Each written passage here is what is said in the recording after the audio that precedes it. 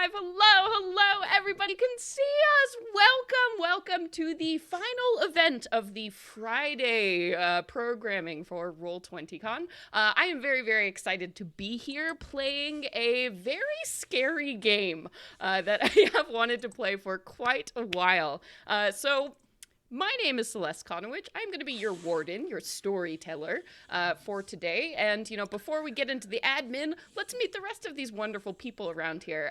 So, Lisa, why don't you tell the people who you are, what you do in the world of gaming? We'll save character stuff for a bit, but tell them who you are. Okay, I was so ready. All right. Well, I am Lysa Penrose. You might recognize me as the brand manager for Dungeon Masters Guild, a publishing platform where you can find and publish your own D&D 5th edition stuff. Ooh, very cool. And Jen, who are you? Hello, my name is Jen Vaughn. You may recognize me, not at all. No, I play on the fan-friendly D&D podcast D20 Dames, and I run a show called Jen Vaughn's Big Dungeon Show, which is currently off for the rest of the year. But yeah, we play a different game every month, so I'm very excited to dig back into Mothership. Ooh, yes. And Naseem, who are you? I'm Naseem Etemad, and I play on the Venture Maidens podcast, and I also do a weekly Let's Play stream on the Venture Maidens Twitch channel, and you can follow me if you'd like everywhere online at Nazgul. Yes. So clearly I have an Amazonian dream team with me here tonight to play Mothership, which we've tossed around the name. Mothership is a sci-fi horror game that is available on Roll20. Yes, they have these very cool in real life zines for the books here. So with that said, this is going to be a scary game with some horror themes. So I'm going to go over some trigger warnings for you real quick. Here, this game will have themes of claustrophobia, suffocation, isolation, some body horror. So if those things are not for you, you might want to sit out this game. But with that out of the way, hey, welcome. We're here with Roll20Con, which is very exciting. Roll20Con has some awesome things going on. You might see in the bar right above us, there is a donation campaign that is currently happening. All proceeds of this con are benefiting Code 2040, which is an awesome organization that breaks down systematic barriers that Black and Latinx coders are facing in the tech industry. So an incredible cause. And what's even better is as we hit goals and donation goals, we are giving away tons and tons of awesome stuff. So during this stream here, we have a giveaway going on for a bunch of wonderful products from Evil Hat Games. So stick around in chat. Our mods are going to be opening and closing that giveaway throughout the stream. And I've heard the code word is under pressure. I wonder what that has to do with this stream, but wow. So under pressure. So keep your eyes on the chat and make sure to hang out to win some really cool goodies. And of course, there is a bunch of other ways you can participate in Roll20Con, including there is a t-shirt available for sale, a very cool Burn Bright t-shirt, with all proceeds going, of course, to Code 2040. So make sure to check that out. Our lovely mods are in chat posting all of those links, what you can do. And of course, there are 2 more awesome days of programming. So this is the final show for tonight, but tomorrow and Sunday, we've got a jam-packed schedule of streams and games for you to look forward to. So, also there's a free Burn Bright adventure that you can pick up. So make sure to go ahead and pick that up. It's called Trapped at the Edge. So if you've wanted to check out Burn Bright, which is another wonderful sci-fi game that you can see me running sometimes here on Roll20, make sure to pick up that free adventure. But yes, I believe that's all the business. So let's go ahead and get into some Mothership here. So before our story really begins, we have to set things up. So Mothership is, of course, a universe where space is standard. traveling around in space between planets through the empty blackness that surrounds galaxies and systems. That's par for the course. That's how most folks make their living, mining asteroids, hunting different species down, just surviving, eking out a living in the vast universe of space. Folks like you in particular, you all are together as a crew. You have a ship that you use to do whatever it is that you do to survive, because fuel is expensive. It's hard to survive in space. There are all kinds of obstacles, everything from pirates to monsters to rival factions that threaten your safety and security day in and day out. So the three of you have bonded together, surviving in this way. So let's go around and talk a little bit about our characters in particular, maybe who we are, what your job is in this crew on the ship. So let's go ahead and Lysa, let's learn a little bit about who you're going to be playing today. I am playing a super fun and gentle android named Apex. That isn't her real name, but she has this really cool patch on her suit that says Apex Predator in all capital letters, and she thought that was really cool, and she wants to be cool. So that is her name now. She helps out with computer related things on the ship, but that's not where her passion lies. She's really into like living squishy beings.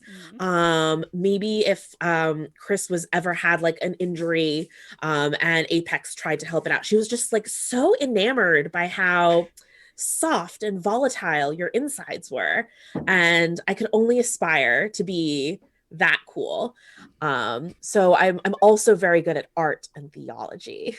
A very useful skills on this adventure. Yeah, crew member. Yeah, absolutely. And then Jen, why don't you tell us a little bit about your crew member? Yes, Dr. Oren Brightly, but you may call me Oren. She is the resident scientist. A little bit of biology. She's patching up this fantastic crew, this motley crew of people. Knows a little bit about patching things together with a little bit of space duct tape, if you will.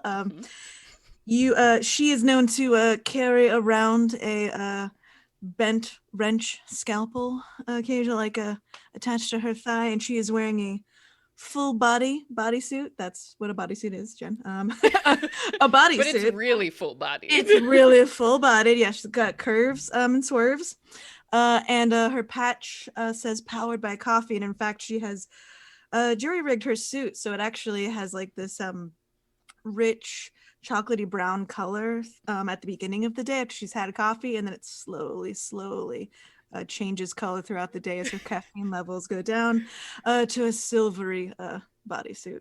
So it's like a mood ring that you constantly wear. Very good, very good. All right, so it sounds like we have two people already very interested in living tissue. I just want to say that Apex got her name change idea from Dr. Oren's introduction. I like to imagine that's how you introduce yourself to everybody, and I started copying that and saying stuff like, my name is Z7HH0, but you can call me Apex. Lovely, Apex. It really does create a bond between people. Like you have two names. Fantastic. And our final crew member on this ship, Naseem, tell us a little bit about who you're playing today. Yeah, well, I'll be playing Chris. Full name is Crystal, but my friends and enemies call me Chris. I am the captain of my own ship. I'm a pilot, among many other things, a former soldier, at one time perhaps a space pirate, but we'll find that out throughout the course of the evening. And I've been traveling on my own for quite some time, and my bones are getting kind of weary, and I'm just a little bit tired of maintaining the ship all by myself. And when I came across Apex, I thought, yeah, that's a smart wrench. So let's put them to work. All right, and she's got a very classic kind of piratey attire, a long pea coat, waistcoat, belts and things strapped across her body, and an eye patch which actually has a lens through it that's like an operating camera for special vision. Cool. Special eye things. Special space eye future technology stuff. Yeah, absolutely. All right, so we know that Chris hired Apex. Apex, what are you doing traveling around in the universe? What was it that took you, like, inspired you to take up this offer to travel about? I imagine Apex to be very much like the Little Mermaid. Where she has a collection of all her human things. And when she got the opportunity to travel through space, she leapt at the chance. She is programmed to deal with computers, and also she's good at translating things, but really she's there to explore. Yeah, very cool. And so, Oren, what are you doing on board this vessel? What nothing. Why? What? Huh? I'm fine. Oren had a bit of a shady past, if you will. Little jobs on the rim, and to pay for medical school. So she's trying to do right by patching people up, and whether it's in the heart or in the head, mostly in the head. Well, no, mostly in the body. Mostly in the body. Never mind, none of those. Yeah. No, there's nothing I could do for you. So she does see this as a growth opportunity as well. But is also possibly always looking for the next best ship, because she needs more supplies. Always more supplies. Yeah. Sort of like the refrain she'll occasionally mention to Chris when they have their I guess occasional budget meetings. Yes, that's exactly what Oren calls any dinner. Yeah, what they have together in the galley. It's like budget time. Super fun. Always super fun. Very cool. And speaking of making your way, making ends meet, I think recently you all took a job that you all went on beforehand, maybe hoping to get payment or to do something else. Lysa, why don't you tell me, what was this job, the last job that you went on? The last job that we went on was there was a meteor field, and we were salvaging supplies. Okay, very cool. So you were sent into this field hoping to salvage something. Jen, why don't you tell me what it was that you were trying to salvage from this field? We were salvaging a certain an opalescent rock that a lot of people like to crush and then apply to their body as some type of spa treatment. So you were looking for body glitter. Yes, I'd be covered the right in kind it? of highlight. Yeah. It's moon glow or some. There's some name for it, and it's unfortunately like we're out here trying to like barter for oxygen and water, and we make most of our money off of like luxury cosmetics. So you were in this asteroid field looking for this very rare space rock to turn into luxury cosmetics, and then something went horribly wrong. Something went so wrong that your ship is now very, very damaged. Naseem, tell me what went wrong on the mission that has left your ship so beat up. A little baby asteroid whizzed at such an incredible speed straight through one of our engines. Whoa!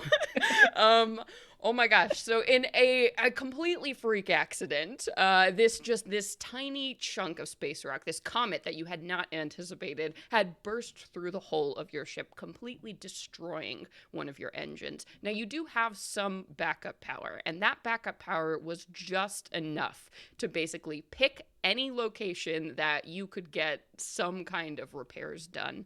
And coming up on your screen, because you were so far out of the way out here, you are far from the normal space stations that, are very standard, well-known. You are kind of on the rim of things, just looking for anywhere that can do these repairs. And that's how you came to be on Prospero's station. So Prospero's station has a bit of a reputation in the galaxy.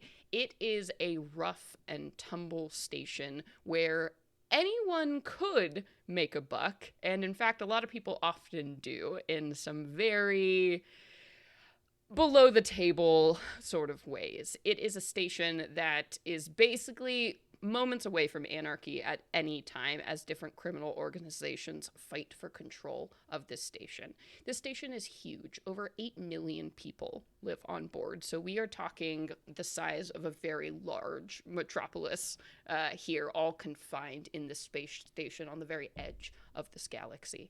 So as you are pulling up towards Prospero's station, your engines are failing very rapidly. I think probably other problems have come up as you have been pushing, your fuel beyond the limits, basically just stressing your ship out so much to try and close the distance between this asteroid field and Prospero's station here. So the station is in sight. You can see it. It's big, gigantic, moving rings that kind of spiral around the center like spike that forms like this tall base of the station here.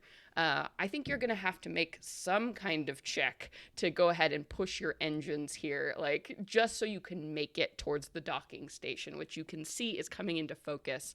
So Naseem, you mentioned that Chris was a pilot, did you not? Oh, I think you muted. Okay. Indeed, yes. Woo! So we're going to make our first roll of the game, which means we're going to transition to our gameplay screen. Is everybody ready? We're going to transition. Wow, wow, wow. Magic. Oh my gosh, here we are. We are inside the game. All right. So for the folks at home, Mothership is a D10 system. That means that all rolls we will be making in this game will be used with D10s. This is also a system where basically all the characters have scores that are allotted to these different skills and saves, and the goal when you roll is to get underneath the number you have. So the better you are at something, the more you have in a certain skill, and you're trying to get under that number. So Naseem, there are 4 stat checks that you can use in this game. So there's strength, speed, intellect, and combat. I think probably in this situation, we're going to be looking for a speed here, since you are trying to race towards the ship. You are trying to push all the reaction times and everything of your vehicle to get here. So I'm going to ask you to make a speed check. And do you have any relevant skills that you think might influence this check? I luckily have a piloting skill. Okay. And I'm, you might need to remind me, am I rolling how many of my, it's 2d10 always, right? Yeah, so you're rolling a percentile die, so it's going to be 2d10. So basically you take your speed, and then you're going to add what you have in piloting to get your total number. And then you're going to roll that percentage die and hope that you are under the total that has been established. Add what I have in piloting? I think you just have that first pip, so 10. Oh, it says it up at the top. Thank you.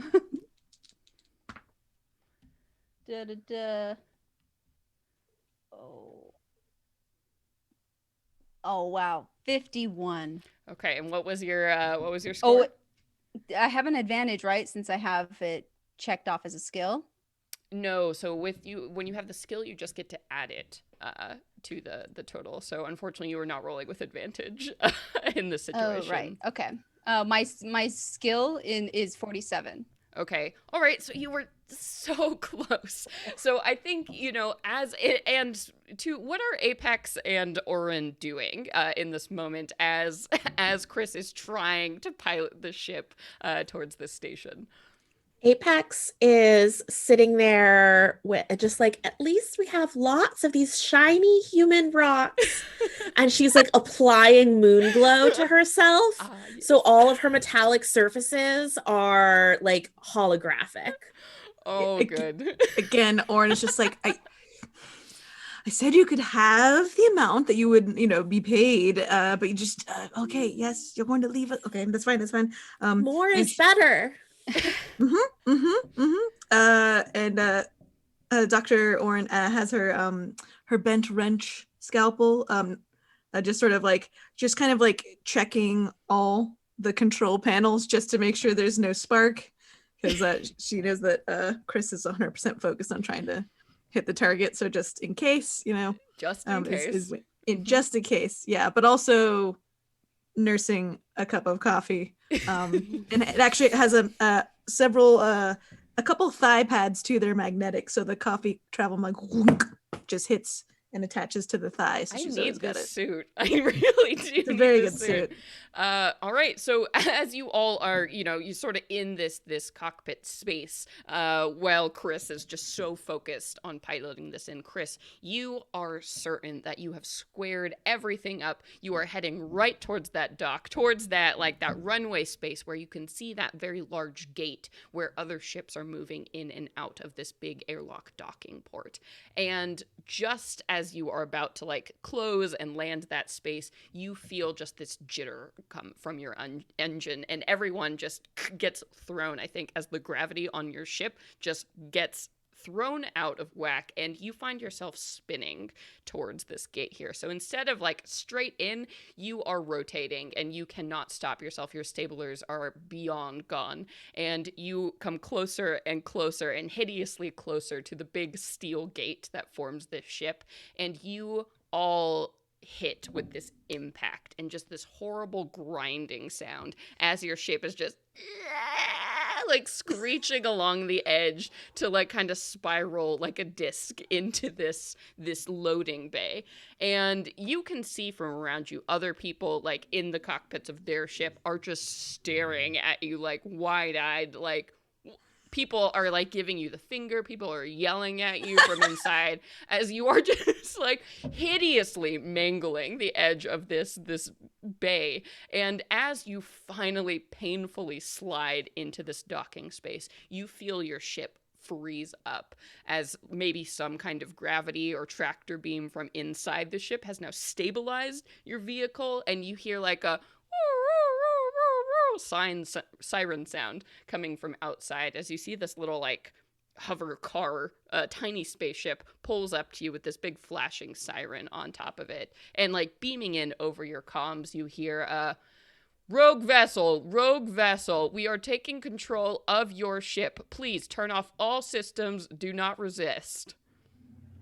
I mean, there's not much left to do with this hunk of junk. Sure, take us in. Are you looking for mechanical repairs? No, we're planning on taking off with one engine. Well, that kind of tone isn't going to get get you very far, ma'am, but sure, we'll bring you on up to the repair bay. And the siren kind of stops, and you feel your ship being pulled forward. And as you take in the full view of the station, or this docking port, it is huge. It's basically like an entire shipyard in here. You can see much larger cargo vessels that have been pulled up towards these loading bays, and a ton of different gates that are lined up with people moving in and out, people bearing carts and barrels and materials, and just people of all shapes, sizes, and varieties in this space here. And you can see that on one side there's this very large stack. It almost looks like honeycombs of a beehive, where all of these ships have been parked and then kind of stacked up on each other like this giant space ship garage here. And you all are beamed past all of that. You are going up and up and up, seeing more and more of these stacks here, and the shipyards are kind of retreating down below you, and you are being pulled into this much larger tube that opens up on one side and shuffled through that, and then left kind of in this big warehouse space here, where you see that a bunch of ships, not floating so nicely as the parking garage that you saw before, are sort of up on space cinder blocks all around the space. You see people in jumpsuits running about, covered in oil, bearing various tools. Again, lots of activity in this station. It is a very active place. And with a huge, heavy thunk, you feel that gravitational pull on your ship stop as you are deposited onto these kind of cinder block holds. And you hear a clang, clang, clang on the rear of your ship towards the loading dock. I open up the door. Yeah, with a Hatch. and it's basically your electricity is also dying on board the ship, so it's like, when you can't get your car door open because Like those sliding minivan doors that Yeah, get you're like- stuck and caught a few times. Yeah, absolutely. So you manage to get the door open, and then you see this figure standing there dressed in like black Kevlar armor head to toe, and you see that one of their eyes has been removed, and this cybernetic implant is in there, and it's very like Terminator with the red kind of scanning eye as it looks all of you here, and this figure says, "All right. License and registration, please." Oh, Chris already has it all ready to go in her hands. She's been through this kind of crash landing before, and it's just like, here you go.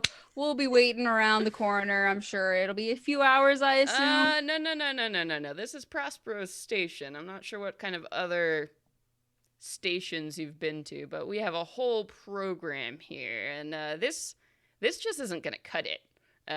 He says as he just looks at your massive documentation. So, all of you, just citizens, all of you properly documented? And he's like kind of looking around. Absolutely. Oren just sort of like pushes a little bit forward and provides her documentation, which I assume looks legit. Unless there's any reason you think it wouldn't be. No, she's not wanted here. No. Bounties don't go out this far, do they? They do. They so do. So he looks over your papers. Kind of pushes up her like she's got like a white gold mod haircut and sort of like Okay. And you? He like holds out his hand to Apex. I imagine I have slightly different documentation showing that I'm an android, but I'll hand my documents over. And also with his comment earlier, ask, please do not cut my documents. I will need them for later. What? Okay. Well, I'm not gonna lie to you. You're in some pretty big trouble with the damage you've done to our outer hull here. So, hope you got a lot of credits lying around, because that's going to be real expensive. let's say we don't. What are the alternative routes we could pursue? I mean, alternative routes, money's the only thing that really pays around here, so you're going to pay up or you're going to end up in the choke, is the way it goes around here, so... Let me try, Dr. Oren. I am wearing more than the usual amount of human moon glow. You think I am beautiful, and therefore you will give me preferential treatment. I'm sorry. Does that help? Who... You know what? I got a lot of paperwork to file here, so I'll set you up at least with a mechanic, and you can take care of that. But yes, I do think we will be able to pay for it. It was more just like, what's the time limit? Say we needed to pick up some money from a drop point of some kind, not through the international satellites and services bank. Well, you're not going to be leaving this station until you pay your debts. No, of course. No, I just meant here in the state. There's plenty of stuff here that we can do and pay for and receive money for. So, Why don't you tell us what we owe you? You put it on our tab and we'll be on our way. Well, talk with the repairman, and then when you get onboarded as you go through the airlock, we'll give you your cred sticks, and then we'll have your debts all calculated, nice and fresh for you. Welcome to Prospero's station.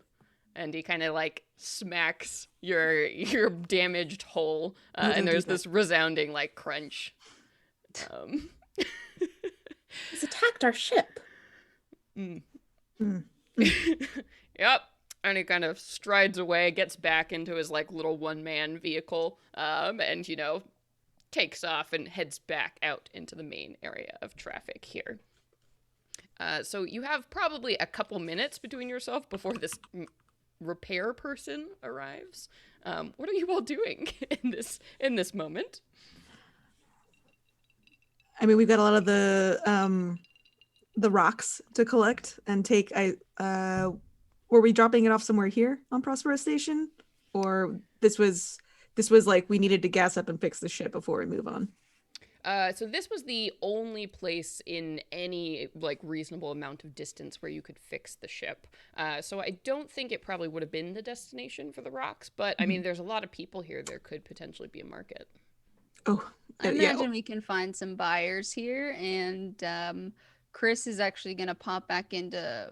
Well, you know what? She probably has it on her at all times. I have my trinket is a book or journal of grudges. So a list of old friends that I like to keep tabs on who they have some debts to repay to me. So we'll just see if any of them happen to be here and if I can collect and pay a visit. All right. Very cool. Your grudge book. I love it. Okay, so you all are kind of gathering your things, collecting so are you taking your wares with you? Your bag of rocks? Bag of rocks. Okay. Journal. All right. Yeah, this stuff is way too nice to leave here where it can be liberated. Based on the reputation that Prospero Station has, you do feel like you probably don't want to leave your valuables in your car. No, I think our rocks are broken. They didn't seem to work. Do you think I should apply more? Oh, that's okay, Apex. I'm pretty sure everyone was aware we were coming, seeing your glowing skin. Yeah, I do think that this type of attempt could work somewhere else, but here they're and then she sort of points to like some camera like pinpoints probably on the wall. She's like, I think they have to do things on the up and up. So unfortunately, using your physical presence is not the way to go. But you should definitely try it again. Did you hear? Chris said I have skin. Yes. And this charming conversation is interrupted by the sound of like pistons and machine parts moving towards you. You can see that now coming towards you from across one of the offices on the far side of this bay here is this man who is wearing an exo suit. And this suit, you can see, gives him 4 folding metallic arms, and each of these arms appear to be holding different tools, different equipment, and this figure, you can really only see them from kind of the neck up through this big helmet, is considering you all as he springs and strides forward. And you see probably like a late 50s man, maybe of Asian descent, and he is smoking this big cigar that kind of like fills up his like helmet every once in a while, and then he hits this button on the side occasionally, and like the seal breaks and all of the smoke clouds out into the air from time to time. So he's looking at your ship and he's like, wow, that's a real mess you've got on your hands, huh?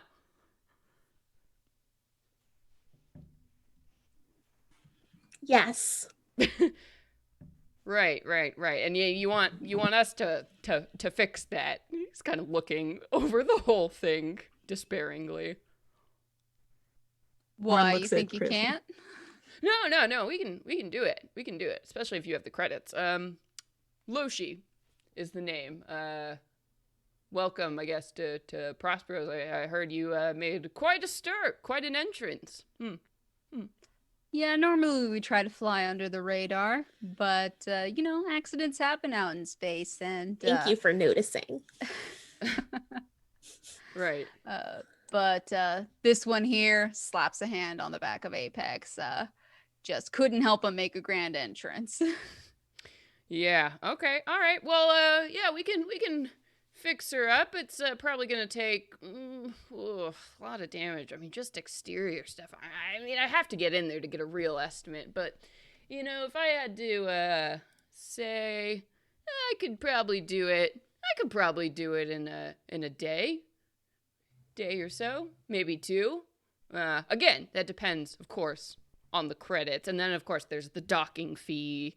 We're going to have it on blocks for a while. So we build all that up. And then you haven't been here before, so you're going to be doing your registration. Then we need your oxygen tax. And I'll probably need a feeler up, too. So we're looking at around another 1,000 credits. So, call it 10,000 credits. I don't think so. What do you mean? I know for a fact this is no more than 7,000 credits. But we'll give you 2 days to do it so you can take your time, because I know that you get paid by the hour to be here. 7,000. I mean, I'm just gonna need parts, lady. Just the parts alone are gonna be worth 8,000. I'm giving you a steal at 10,000. Even if we did factor in the labor costs, I'd give you maybe 9,000. Oren looks over at Chris for a confirmation. Like, is that good? Is that good? Is that good? Let's That's quite a bit of money. is this yeah. Yeah. This what was their name? Lucian? Loshi. Lucy? Are they an android? A humanoid? No, they look like a human inside of an exosuit. So exosuits are sort of like a form of armor that people can wear and then upgrade. So you can upgrade them with weapons or like large machinery. So typically it's used in defense, but clearly this individual has upgraded the suit to like maximize mechanical possibility.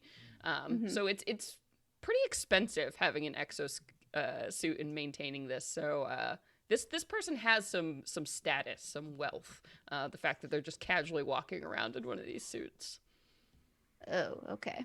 Would it be possible for Apex to do a useful thing and use her mathematics skill to try to calculate, as she's quietly standing there, how much repairs would actually cost? Yeah, why don't you go ahead? So I would call that probably an intellect stat. Yeah. So we'll do intellect, and then we'll add your skill on top of that, and let's go ahead and give it a roll. Okay. And I roll 2d10s? Yeah, Or and you know what? Yeah, I'll say also, so it's going to be a percentile. Oh, I can roll a d2. Oh, there's Yeah. a d. And I'll say, I'll do this with advantage for you, since I think mathematics would be something you are Okay. literally So made it's to do. 43 plus 10. So I need to get lower than a 53. Correct, yeah. Okay. And for advantage, you can Woo! go ahead and roll twice, and then take Oh, no. Oh, no. So you are trying to figure out exactly what this would cost, and you're pretty sure that the repairs are going to be pretty expensive, but he threw all these other terms and things at you that are very non-standard. He said something like oxygen tax and then I registration probably fee get to and- that point and I'm like, he thinks I breathe oxygen. and then I like him. and then you lose it. Yeah. Yeah. So you think maybe in the right ballpark, but you're not sure. Like that. Clearly, this station has a lot of strange customs and taxations that don't seem very fair. But maybe it's just how it is here. I think Lucia, you have your own price.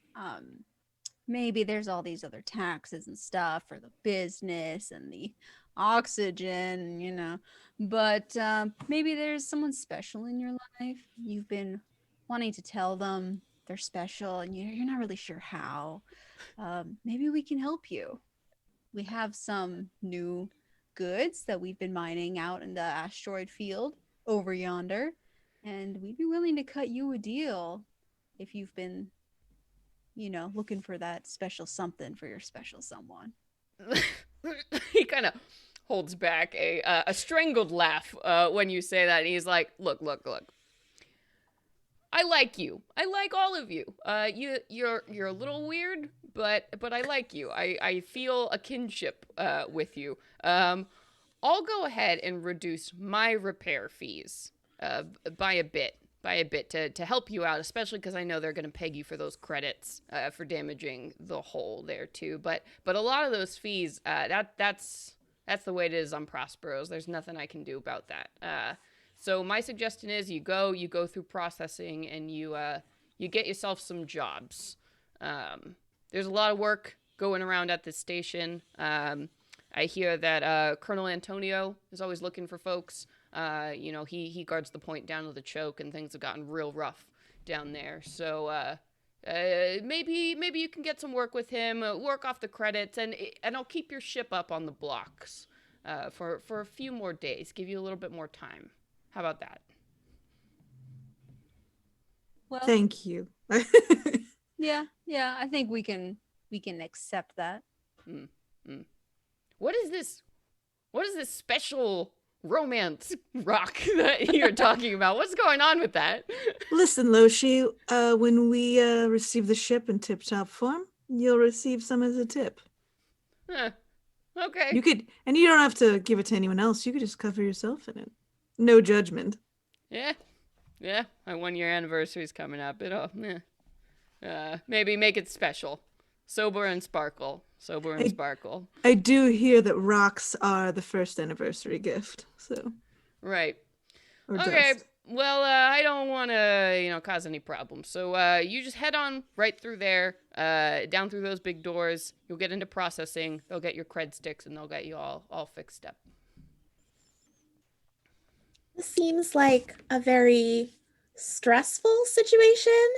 I think that's the human emotion that I feel. I think this is stressful. I am getting a headache, and I take out my trinket, which is a little jar with a tiger on it. It is a menthol balm. And not having seen anyone use this before, I just take a little bit and just eat it. Oh! But I don't eat. So I carefully try to put it back in the jar. Yeah, it burns, and it is not pleasant. You don't know why somebody gave you this. It's horrible. Now you know what stress is. I just wanted to use my trinket. Yeah. Oh, you'll learn what stress is through this game. So with that, Loshi kind of, nods towards you all, and then he climbs on board your ship, presumably to take a look at how bad the damage is from the inside. Well, shall we go see what this station has to offer us in the way of JOBS? Yeah, let's go grab those credit sticks or whatever the heck it was. Mm-hmm. I think we. Oh, go for it. I was gonna say we probably all have cred sticks. I feel like that's like what it's like your sack of coins. Yeah. And as you're kind of walking away, Loshi pops back out of this door here. He's like, "Oh, the Colonel. You can usually find him at the Stellar Burn after work. So just find him there. Maybe. That's all I got for you. Good luck. Don't die." Yeah. Thank you. That is sound advice. Right. And he goes back into your ship, and you hear like a gasket being opened, and you see lights flickering on board your ship as this happens. So do you want to make your way towards the big double doors for processing? Yay, processing.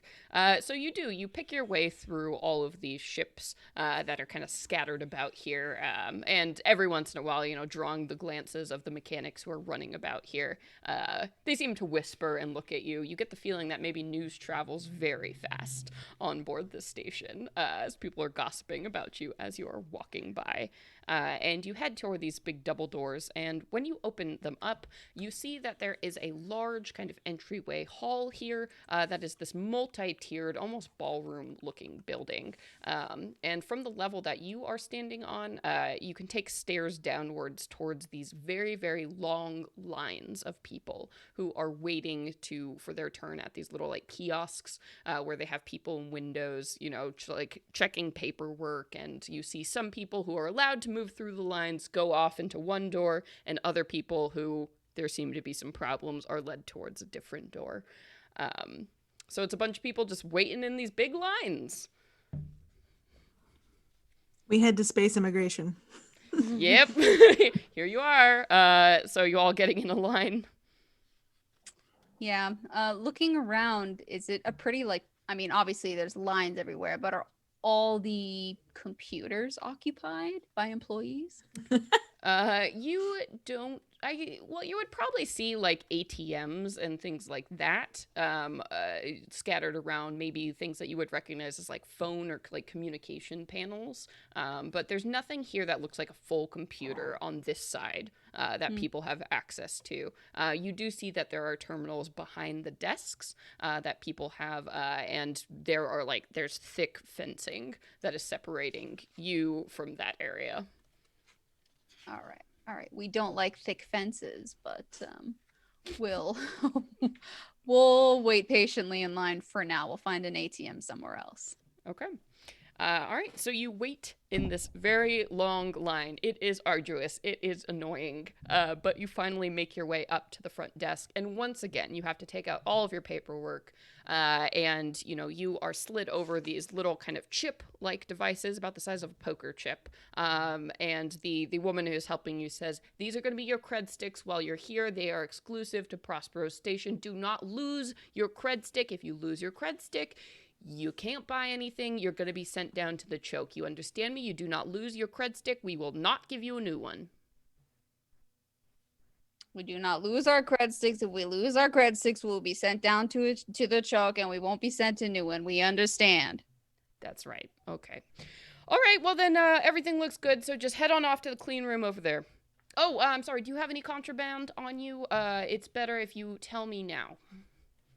No, honey, never.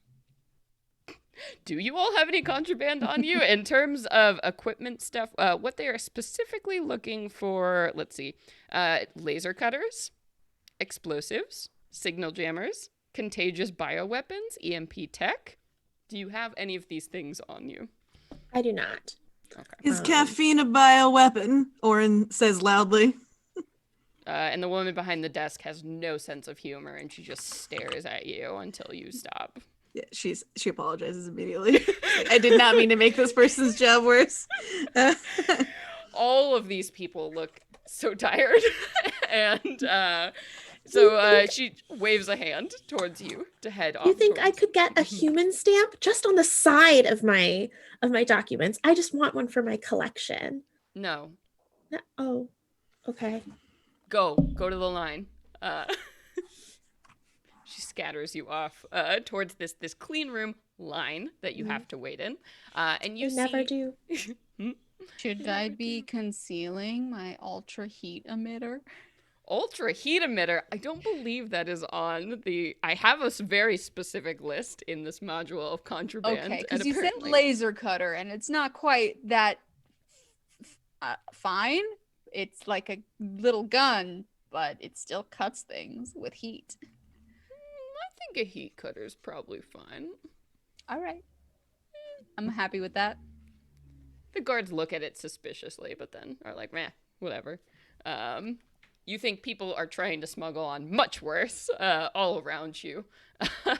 So you are led into this clean room, finally, and you step into this white cube room, and you see that there are big nozzles on top of everything here. And as you step and kind of pushed into this room, the doors seal behind you, and this high pressure air shoots at you from every direction here as this like very foul glow. No. Yeah, this very foul smelling steam encases all of you, and you just smell sort of like chlorine after the whole process has gone through here. And with the doors on the far side open, and you hear a dispassionate voice from some speaker in the room say, "You're good. Welcome to Prospero Station." Orin's listing the properties of what was just blasted in their face and the percentages, like 12% hydrogen. You 14% don't feel chlorine. great about that chemical mixture, but Oh yeah, for sure. She is. yeah. This is like First sort of husband. yeah, what they would spray to get rid of pests, and they just doused you all in it. So good stuff. But with that, you are ushered out of the clean room, and you now see Prospero Station proper. So where you are on Prospero Station, let's see. We actually have a map in Roll20. Let's look. Yay! Whee! Put my character sheet aside. Ah. So this is the general layout of Prospero Station. So like I mentioned before, there are this big main kind of ring that goes around the whole station. And at the very center, there's this very deep sort of spike that goes down for miles and miles and miles. So where you are entering is actually at number 1 right here on the map. So the dry dock is where you have come into the space here. So you are standing at the edge of this ring here. And as you look at this ring, again, this station is vast. So really one ring is blocks and blocks and blocks of a city. So all around you, people are hustling and bustling through these sort of roads that have made it through. So most people are on foot, but there are certainly other like hovercraft or like bikes or motorcycles that are driving in and around this space here. And crammed to the walls, stacked on top of each other, are businesses of every shape, size, and variety. You can smell a lot of strange smells and hear a lot of sounds in this very urban, packed environment. So, you know, like right across from you, there's a ramen shop, and just down the way, there's like an exotic pet store. And then, you know, there's like food stalls right in the middle here, and bikeways, and just lots of activity inside of this station. And people don't seem to pay any attention to you whatsoever, as you are just new arrivals stepping out onto this very busy street, very loud street. I am momentarily very upset that they steamed all my moon glow off. Yeah, it's kind of, what does that look like? Is it melty? What is the... I feel like it's whatever the full body equivalent is of your mascara running. Yeah. So now I look like that. Goopy. But then I'm immediately sort of like that, like in Nightmare Before Christmas, the What's This song. Oh, yes. And I'm like popping all over the little marketplace, really excited about everything. Yeah. Chris and Oren, what are y'all up to in this chaos? I'm trying to think if I've heard anything of Prospero Station before, having had a lot of experience throughout the Rim. Do I know anyone who's like ended up here, tends to pass through here a lot, looking through my journal, and especially people in like more significant positions? Sure. Why don't you go ahead and so give me a stat check here, and then that'll probably be intellect, I think. And then if you think you have a relevant skill for that, do you think anything would apply? Not that I have checked, but I feel like rim it's not my skill, but rim wise would apply. I feel. Yeah. Which but I wish I selected. I will say I will let you roll this with advantage though, since I do think you know people in a lot of places. So roll with advantage and see if what you can dig up here. Rad. I shall. Thank you.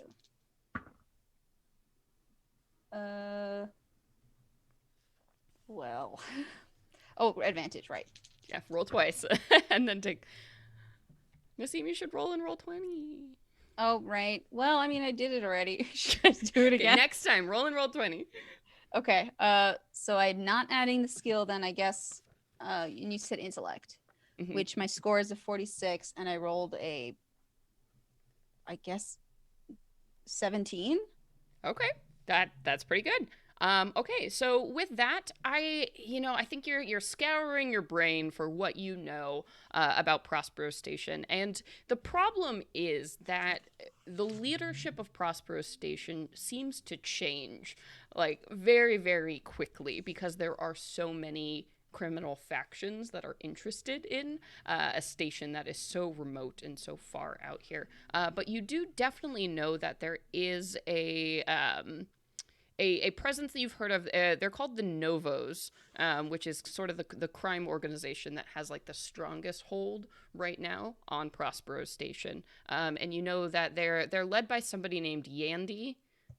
You just know the name. Apparently she's like nobody really knows much about her. She sort of appeared on the scene and really made the Novos like a big deal. And so they have a pretty iron hold right now on Prospero Station. You do also know that there is a team of like Teamsters on the station here called the Tempest Mercenary Company.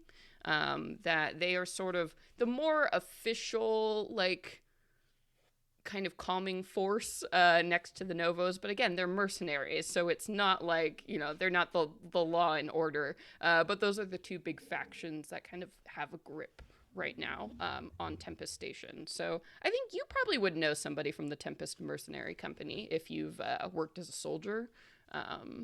You might have come across, you know, someone. There's a very good chance I know someone in both factions. Yeah, for sure. You do know Yandy is a very scary sort of character, so you might have better luck trying somebody from the Tempest Company. Yeah. We can always try the quiet, calm route, and we find it's not as prosperous. We'll hit Yandy up. Yeah, and you do also, of course, have that tip from your friend to check out Colonel Antonio, who apparently has something to do with guarding the choke. In fact, he might be part of the Tempest Mercenary Company if he does have like a guard position on board the ship. Say his name again? So his name was Colonel Antonio, and then Loshi mentioned that he likes to hang out in the Stellar Burn. Oh, okay. Didn't know his name. Orin shakes her head when you mention talking to some of the factions, Chris, and says, yes, that's they all sound wonderful. I'm happy to go anywhere, such as those places. And her eyes kind of dart to some pamphlets on one of the like food court tables. For Orin grew up here. Orin grew up here? Orin grew up here. No one knows this, and she was part of a certain certain part of the station, wishes never to go back. What part of the station, out of curiosity? She's looking at these pamphlets that are leading people to join the Dawn of the Unconquered Sun, the Yes. Evangelical Solarian Church. And she wishes never to go back to that. Yeah. Chris definitely hasn't heard about them. So, but you do see that your friend Orin is eyeing some very weird, like, yoga studio looking pamphlets that have been left all over the tables. If I notice this, then first, you'd mentioned there were food stalls. Oh, yeah. Yeah. Could I have all kinds of- purchased? I know we're supposed to be saving up credits, but could I have purchased like a corn dog or something? I just want to hold it. I don't eat, but I just want to fit in. Sure. So I think, you know, you go up to one of these like corn dog stands and, you know, you slide over your credit chip. And as the person who is, you know, about to ring you up, like slides your chip, there's like this red flash and like this kind of sound. And she's like, you don't have any credits. Get out of here. What? And I look around really embarrassed to see if anyone else saw, and I hurry back, and that's when I see the pamphlets that Orin is staring at. I would like to pick up a pamphlet. You don't want to visit that place. It's I don't know. It talks all about belonging and yeah, it's like join us, the radiant sun, the center of the universe. Find purpose, find balance, heal your troubles. And it's not a lot of information about exactly what it is, but it has a location on the station that you should come and visit. I really like this. And wonderful. I would like to visit, but we should probably go where the captain says first. Absolutely, yes. We should make the money first, honey. That's what I always say. So I can get a corn dog. So we can space get you a corn dog. And I'll teach you how to eat just half of it and then throw it away because your stomach hurts. Oh. Because it's okay. nasty. It's a corn dog. Thank you for the tip. Oh, I'll help you eat it too. I mean, you know. We'll split That's for these. everybody. It'll be good. Yeah, and I think, you know, with this feedback to Apex, you can probably your chip is probably wired to you, so you just know what's going on with it. You have a negative balance of credits, negative 4,000 credits on your cred stick currently, and all of the rest of you can confirm that you also have negative 4,000 credits to your name. So Awesome. was that the ship plus the docking fees and all that stuff? The ship, the docking fees, it looks like you've also been charged for damaging Prospero Station. Your oxygen tax is on there as well. And then there is this, flashing indicator, like must settle within 3 days. Wow, they don't even let us pay them. They just take it. Yes, I forgot how terrible this place is. That's Yeah. well, I'm Credits are aptly named. Yeah. Fun. All right. Well, I assume there's a directory of some sort somewhere, seeing as the mercenaries would like to be found. And we'll go seek them out wherever they are in the station. Yeah, I mean, you are looking around. There is no kind of signage anywhere. This is a very rough and tumble, just cluster F of buildings and people. But Oren is probably very familiar with the Stellar Burn. Yeah. Oh yes, we're going. We want to. You wanted to see Colonel Antonio? Is that Yes. Yeah. Yeah. See if he's got a job for us. Yes. And we're all over Space 18. Looks at the android. Yes. So a little way past Space 18. Oh, okay. I mean, we all probably. Excellent. Well, let's go to the bar. The bar. All right. And just because this game has so many great random tables, can somebody go ahead and roll me a D100, please? Is anyone? Wait, it's just one of us? Just one of you. I'm gonna hit the button. Ah! Oh no, Jen did it first. Jen hit the button first. Okay. Flipping, processing. That's my android voice.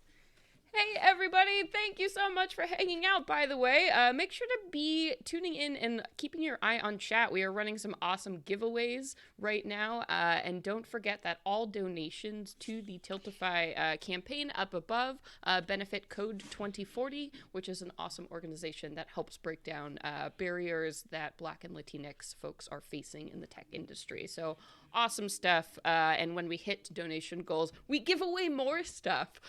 So make sure to be tuning in and enter hashtag under pressure in the chat to win some awesome products from Evil Hat Games. It's my due diligence. Okay, here we go. I found it. Okay. 15, huh? Okay. So as you are kind of making your way through the streets here, and it seems to go on forever. Just this dirty, very urban setting that you're walking through. Most people who move quickly through the streets wear a lot of armor and have a lot of weapons on them. Otherwise, most people look sort of ragged and tired. Really, you see that a lot of these people who are like, peddling their goods or owning shops here are desperately calling out for people to come in to get some business drummed up. And as you seem to move, more and more into the ship here, that overall sense of desperation just sort of grows. And I think it's probably you, Chris, at one point when you're crossing by kind of in between these two sort of ramshackle buildings, you feel a hand reaches out around your ankle. And you see that there is this person dressed in rags who looks up at you desperately. He's like, please, do you have any credits to spare? Anything at all? They're going to send me down there, and I can't go back. I have a family. Oh, sorry, love. I've got negative to my name, but if you happen to still be around on our way out. Please, no. It looks like you have stuff. You have weapons. You have such nice clothes. Anything you can do. Anything you can do at all. There's nothing I can give you.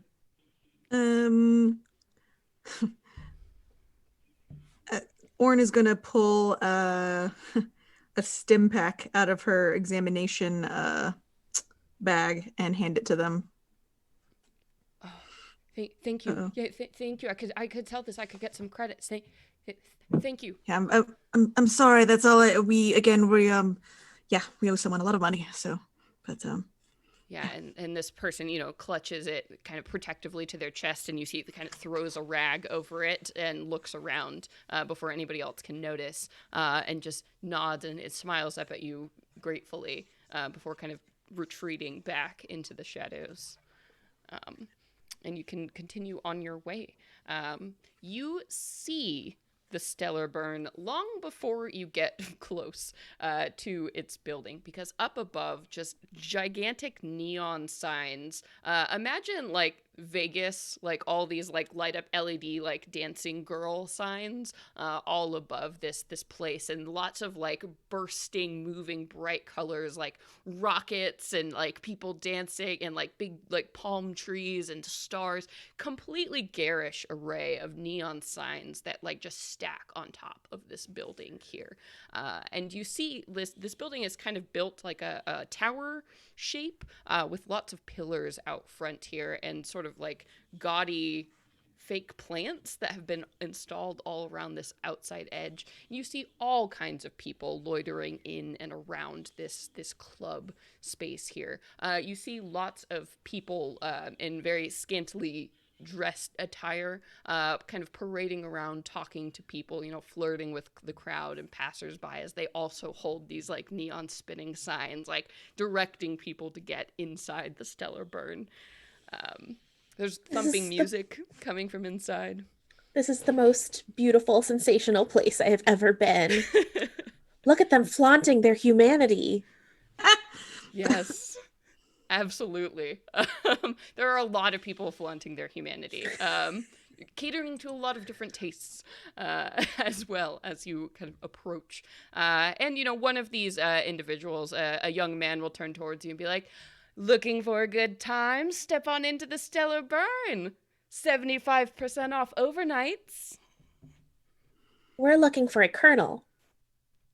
Oh, well, we have many folks inside. Why don't you grab a drink? Maybe you'll find whoever you're looking for. thank you. Sure thing. And he hands you, like, he pulls out of sort of like a jeweled thong, like this, some tickets, and he'll give them to you, and it says, like, free drink ticket on it. It's like, Yeah. enjoy your evening. I accept these tickets, like my most precious thing. This is all the wealth we have. Oren takes 2 of them and gives one to Chris. Is like, you have to share. You'll look really good holding that drink, though, Apex. We'll get you the most exotic, like the most fancy drink. Very complicated. Maybe on fire. We're going to get more than this. Like, this is already very cool. It is. Oh my god. It certainly is. So you make your way into the stellar burn. And immediately, it is so dark in this club here, and the music is so loud. And again, there is this pulsing, hypnotic quality to it. So even as you just step into the doors, your head begins to spin as you are overwhelmed by both like the smoky atmosphere and the noise and the smells of a bunch of different perfumes that are hitting your senses at different times. And you kind of hazily look around this room, and you see on this floor alone there are a bunch of these low kind of round tables that have people sitting in these booths all over the space here. There is a big dance floor that surrounds this large stage where a DJ is currently playing. You do see that there are stairs that lead upwards to a very high level balcony. There are guards is maybe not the right word, but there are like bouncer types kind of stationed in front of it. You do also see that there is a set of stairs that lead down. Even bigger bouncers are guarding that section. And all against one side of the room is this massive bar that, I mean, easily 20 bartenders could be manning this thing at the same time as it just curves and kind of bisects the space here. As you step into the stellar burn. How system- many? Oh, sorry. Go ahead. I was going to say, my system is processing many sensations. Do we like this? Chris likes it. because he is looking around, trying to immediately clock the drunkest people here and There are a the lot. loosest with their coin purses. Okay, we're gonna steal. Ah, all right. What is Orin feeling? What is Orin doing? Have you been here before? Orin looks a little bit different than she used to, so she's definitely been here. And just double checking to make sure no one recognizes her facial math, while also weighing her options in her mind of which drugs these bodyguards have taken to make their muscles so big while in space. Just sort of like clocking like who might know about what type of things in case they wanted to sell some of their moon glow.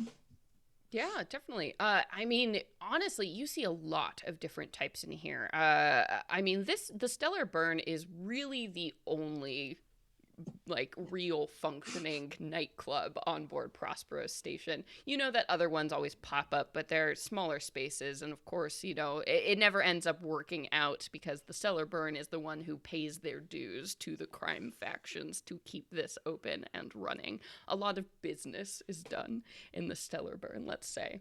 So there are people of all varieties around the space. You can easily see, you know, Tempest mercenaries mixing in with Novos around here. You see lots of people, cyber implants all over the place, which could indicate, you know, that they, I don't know, maybe they're scientists, maybe they're researchers, maybe they are mercenaries, guards, all kinds of folks. And then, of course, there are a ton of entertainers walking around the space every once in a while, hopping up on platforms with poles or, you know, dancing in the crowd, leading people up and down the stairs.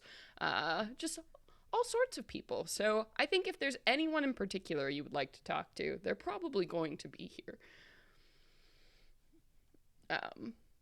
I guess maybe one thing that would catch your attention, maybe, Chris, there does seem to be a table of Tempest mercenaries that are all, like, sitting together very close to the bar.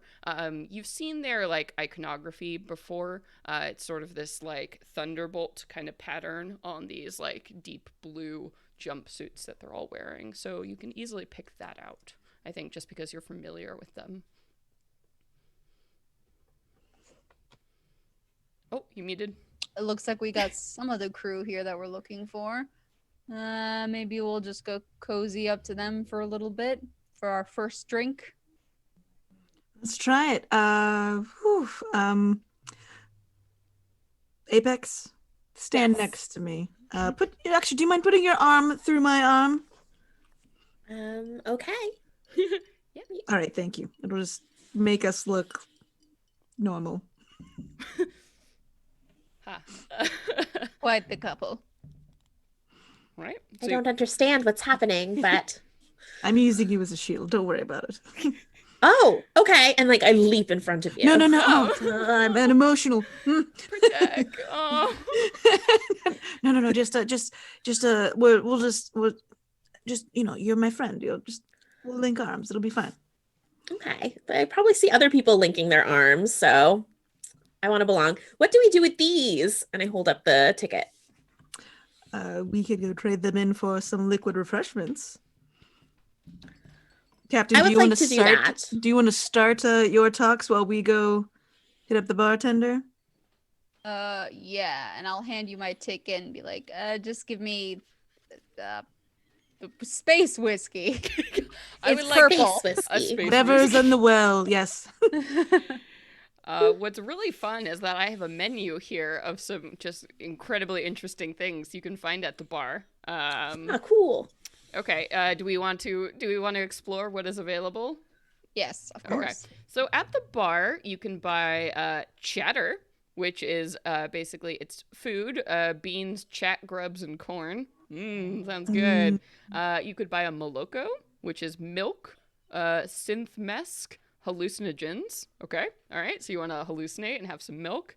Ambrosia, which is Midori, blue curacao, and lime juice. So that sounds like a pretty good tropical cocktail. There's Victory Gin, which is specifically made for androids because it's sickly oil, like alcoholic oil that helps lubricate your your joints. We have Vesper, which is 3 measures gin to 1 measure vodka with some Lillet shaken with a lemon peel. This is incredibly detailed. Yeah. So everyone, this is we are running one of the modules for Mothership. It's called A Pound of Flesh. So we are taking some inspiration from this today, and it is fantastic. It won the Ennie for Game of the Year. actually, this year. Yeah. Oh wow. I think I bought it. I was at PAX Unplugged, I think, and I just walked by this table and saw this game, and within 2 minutes, I had bought the entire collection. That was the best sales pitch I've ever heard in my whole life. So we have Vesper Cadre Cola, which is caffeinated cola beverage, a smoky mezcal margarita, well drink, Bloody Mary, gin and tonic, Long Island, whatever. We have a call drink, which is when you use the top shelf liquor, and we have beer. No space whiskey. No. I mean, it's a well Free drink. I'm going for that top shelf. Yeah, you have 1 free drink ticket, so you can get any of those things. And then, of course, you also see that there is a small menu, like a laminated menu on the table that is labeled Heaven, and then there's a section labeled The Ecstasy. And then those have things like Heaven has Sycorax listed on there, private VIP booth, balcony access, and then the Ecstasy has cover charge, private dance, hourly rate, overnight, and XP slick listed on there with no explanation of what these things are. Oren taps the sign, especially Sycorax, and goes, "We're staying away from this." I think Trust that's me. wise. I wonder why. But anyway, Yeah, to the bar. Yeah.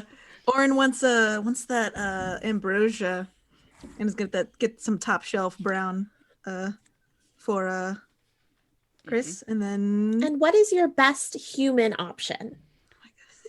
and the bartender's like, "Well, what do you like?" What do you like? I like things that are blue. I like things that are blue. Wait. Is the Wait. bartender a human? Yes, the bartender Okay, is all a right. Then I human. like things that are blue. So in this universe, most people are human. It's not a very alien heavy game. But a lot of people do have cybernetic implants that sort of change the way they look in subtle ways. But yeah, this human is like, all right then, and they will make you a blue sparkly drink. Their hands move very fast, and you're not sure what goes into it, but it comes in like a hurricane glass and has like a big fun straw. That's like Apex takes the drink and immediately starts like turning it over, like to look at it from all angles, and the drink just pours out. And she holds the cup and like fancy straw really excitedly, and like, this is the most exciting thing I've received today. I don't understand what just happened. And the bartender sort of looks at you, Oren, like, is she okay? That is how she wanted to drink her drink. I'm so sorry about the mess. If you have a cloth, I could. Yeah, he'll toss you a cloth and then kind of start cleaning up the countertop while you get like the stuff that's fallen on. Yeah. Oren is just gonna put like a light finger. And a little bit, just see what it tastes like. Pretty good. It was nice, sort of like a blue Kool-Aid kind of vibe. Boy, yes. No yeah. motor oil. No, it was the human drink. She Oh. asked for a human drink. Mhm. The Human. best one. All right, and so while this chaos is happening over at the bar, Chris, you are walking up to this table of mercenaries here, and they do sort of turn, kind of look at you. The one who appears to be in the fanciest uniform, you can tell because they have more pips right above their kind of thunderbolt pattern here. It's an android that looks at you. You can tell it's an android because a lot of their, like, the skin layer that would go over them has been just not completed. So you can actually see, like, pieces of steel and iron and bolts sort of through their system here. And this otherwise male-esque android sort of looks up at you just silently as you're kind of standing over the table. Evening there, taking a load off from the mercenary clock. Yeah. What about it? I figured I'd join you. My friends and I here are hoping to find some work and wondering if you're in need of a few extra hands. You Tempest or just freelancers? Freelancers. I used to dabble in the mercenary arts, if you will, myself, but looking to get back into it for the time being. What is Chris wearing? Does Chris have any, like, obvious weapons on them? Any armor? What's their sort of No look? armor. Mostly a lot of belts and buckles. Sort of leather trench coat. Like I said, the eye patch, with like the little rotating spinning camera inside it, and the heat ray gun, which kind of looks like a small flat surface that like heats up like a flat iron against a door. So it's not a very obvious weapon. It looks more like a tool of some kind. But I do have a Jolly Roger patch, like right here over my chest, which it like peeks in and out of my trench coat. But I have saved my former mercenary patch, and I just kind of like whip it out like a badge real quick. It's dirty, it's filthy, there's like frayed stitches on it. And I'm just kind of like, yeah, I spent some days. Puts it back into her pocket. Out on the mercenary teams over on the other edge of the rim, but just looking to see if you got some work for us. Yeah, and this android looks you up and down and seems to consider you for a moment. And you're not sure what really goes through their mind since their expression is completely emotionless. But they nod and kind of shift over on the bench, making space for you to sit down at the table. So apparently they seem to have accepted you. Excellent. Thank you very much. And I'll tilt my glass to them and cheers them. Yeah. And this fellow sort of says, Antonio. Sorry, I don't think I caught your name. Well, pleasure to meet you, Antonio. I'm Chris, Captain Chris, and I have a crew here. They're trying to get some drinks, but I'm you sure see they'll... like scrubbing is happening over by the bar. Yeah. I don't know. It might have been the android's first time holding a liquid. I'm not sure, but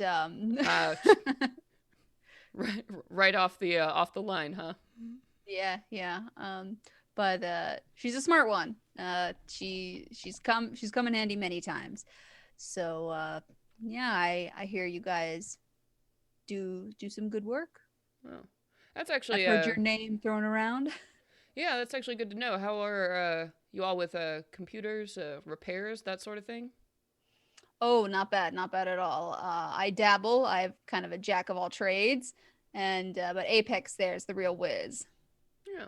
Well, why don't you bring them over? And I definitely a lot of work to go around. Certainly aren't enough Tempest these days with all everything happening here on Prosperos. That's for sure. Right, I'm sure. Never can have enough hands on deck. Right.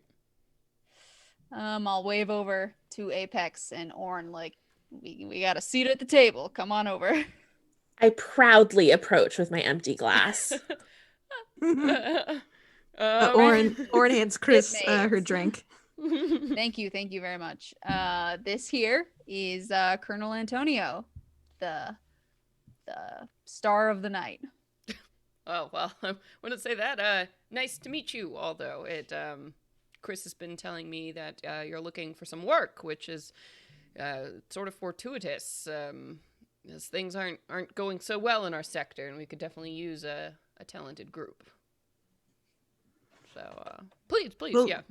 Look no further. We are here to help you. And anyway, I assume there's a dangerous job. That's why you're willing to risk it all, possibly on some strangers.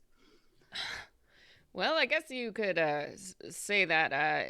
See, I'm my job is to sort of guard the elevator down to Doptown. So, as you can imagine, there's just a lot involved with that, and things have been really short-staffed. You know, what with the Hung Lungs trying all this insurrection business and blowing everything up all the damn time, and it's just a real mess down there. And we haven't had much time to get people to go down in there, and now they're rioting, saying that their air is broken. And well, anyway, we just need someone to go down there and just check out the air filter station, make some repairs. Should be a breeze. I mean, Captain, I would, of course, if people need their air filters fixed and cleaned or whatever they're asking, like I don't know. They usually take care of it themselves, but for some reason, I don't know. They're all a mess down there. You know how they are. No oxygen to their brains. I mean, it does do things to the body. Oh, yes, definitely. I know all about that. Definitely. As a breather, yes, you do. Great. Well, then, I mean, we're ready to get this done as soon as possible. Hopefully keep them, shut up for a few more days if somebody gets down there and fixes the filter. So, whenever you're ready, we'll send you down there. And Excellent. I assume you all talked about, Well, we are in a bit of a bind here, so if there's What? anything you Don't can tell her that. a time I'm crunch. listening. A time crunch is what I mean to say. Yes. Yeah. Well, so we're just curious to know how much you are willing to spare or part with for this mission. And in addition, if you happen to know any buyers, we have some goods we're willing to relinquish for a price. So if there's anyone interested in some moon rocks, moon opal, I'm not sure what we decided to call this thing. Well, I mean, since you're a fellow merc, I'd be willing to give you maybe 1,000 credits for this job. And if you do well at this one, there's certainly more work to go around. But you understand, I have to make sure that you're worth your stuff. If you just die down there, well then, what use are you to me? Well, I'm I'd sorry, say- 1,000 credits each? No, I mean, you take a filter down there, you put in a new filter, and you come back up. How hard is it? I said, well, why don't you do it? We're busy. Clearly. Orin looks around at all of them drinking. You know how upset they get every time we try and go down there, us trying to keep the law and order, and then these people here just swarming us. And again, these freaking Hung Lungs just coming at us with their bombs. Who the hell knows what else they're gonna do? I understand there's a certain price that comes with the uniform, but it seems like you're in a bind as well. So that makes the price go up a little bit. And also the point is we could do some type of like you pay half now, half afterwards, or more like an 80-20, but 1,000 just isn't going. I mean, that wouldn't even cover your drinks tonight. And he gives a very frustrated look at you, Chris. Like, what is up with your friend who doesn't understand? Like, Do you want me to roll? I'm trying to dominate this fool with my intellect. Yeah, if you want to go ahead and roll for sure. Yeah. So, what would you like to use for that? I guess we thinking. I mean, I could see a case for strength if you're like being forceful, or intellect if you want to cover like kind of a more delicate approach. Yeah, kind of trying to do that, like to reason, negotiate. So let's do intellect. Yeah, drinks plus tipping the dancers. Plus, dry cleaning for the mess you're gonna make, inevitably. The inevitable mess. Oh, come on! Well, as you can guess, my intellect is not 90. over half of that. So oh my god! I have a 47. I have a pretty. All right. Ouch. I came a little too heavy-handed. Yeah. So this guy just totally shuts down Orin, and it's that horrible, like, awful thing like men in charge do when they're like, pretend you just don't exist anymore. Like, I don't know what you're talking about. I've never seen that. What do you mean? This colonel is just looking at you, Chris, like, I could give you 1,500, but honestly, I don't know. You're going to need a lot of equipment and stuff to get down there, too. So, sure, I'll throw another 500 credits your way if you want to be prepared with vac suits. I was thinking about helping you out with it, but I don't know. Seems like you got a big man here to take care of things for you. So let's call it 1,500 and see if you survive. Right. Well, I'm gonna slowly head on side-eye look to Orin, like, we will accept the offer, and thank you for the tip. Of course, if there is any spare bodies, spare men you can send along with us, we'd appreciate it. I don't think so. All right then. Well, I suppose we should just head on over. Yeah, get to the airlock. And he pulls like kind of an official small form out of his coat, and he like fills in some details really hastily for you and hands it over. That's the pass you're gonna need. If you go down there, you need that pass to get back out. If you don't have it, they will not let you back up. Don't let the chokers down there know you have that. They'll kill you. They'll murder you to get that. She stuffs it right behind her eye patch, like in the little space that's still available between the gears and the wires of the camera, and then like pulls her hat down a little further to cover it. Mm-hmm. All right, well, we got a busy night ahead of us. He smiles at Orin. Is like, you should be on your way. Pleasure doing business. Gonna chug my Vesper. I mean, that was a, good try, Orin, but listen, these fools in positions of power, they I know, it's such a, it's ripping us off. I mean, I'm doing it now for the people. They're not doing it for him or for money. 1,500 credits for 3 people. Did you hear that, Apex? I called you people. I'm sorry. For 3 people, like with all the, yeah, it's silly. Agreed, but it does sound like a simple, quick enough job for us to come in and out. And the faster we do it, the more we can earn. Absolutely. Let's do it. All right. So you do see that 500 credits has been transferred to you. And you know that it's like just that sweet spot where like you probably have a couple hours before that just subtracts from your total if you do want to spend that right off the bat. So you did catch that Antonio mentioned a few things about going down into the choke that might be of interest to you. It is called the choke because there is not a lot of air down there. People who can't afford to pay their oxygen tax are sent down to live in this area. There is a gigantic slum down there called Doptown, which is where most of these people live. And basically, people who are sent there almost always end up suffocating to death. There is like a high trade for anybody who can get like an O2 tank. It is like such a precious commodity. So if you are going to travel down there and you do need to breathe, you probably want to come prepared with O2 tanks, and then you would need a vac suit to link up the O2 tank to.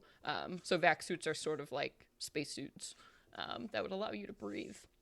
Mm-hmm. So yeah. Didn't he say? Vac suits are expensive. Oh yeah, they are. Didn't he say he was gonna lend us some? He said he was thinking about it, and then you all pushed him. And so I don't know. he's It's not probably part. Yeah. It's probably just part of her collection. But Apex does have a vac suit as part of her gear, which she would like to wear. But if one of you needs it, because then Andrews I guess don't you have can to have breathe, it. right? Yeah. Okay. Yeah, I don't got nothing. Naseem, which which pack did you get? Excavation, exploration, extermination, or examination? Exploration. I don't think I picked one. Oh, It's at the bottom of the first character sheet. Yeah. If you have the PDF open, it's page 39 or 42 of 44. With her examination gear, Oren has a hazard suit, which has an air filter. Oh, nice. Okay. With a. Can you link up O2 to those? It can store 1 hour of oxygen, Ooh, so that's she'll have not to a buy. lot. She'll have to buy some extra oxygen tanks. Okay. For that, And, but that's probably cheaper than. Yeah.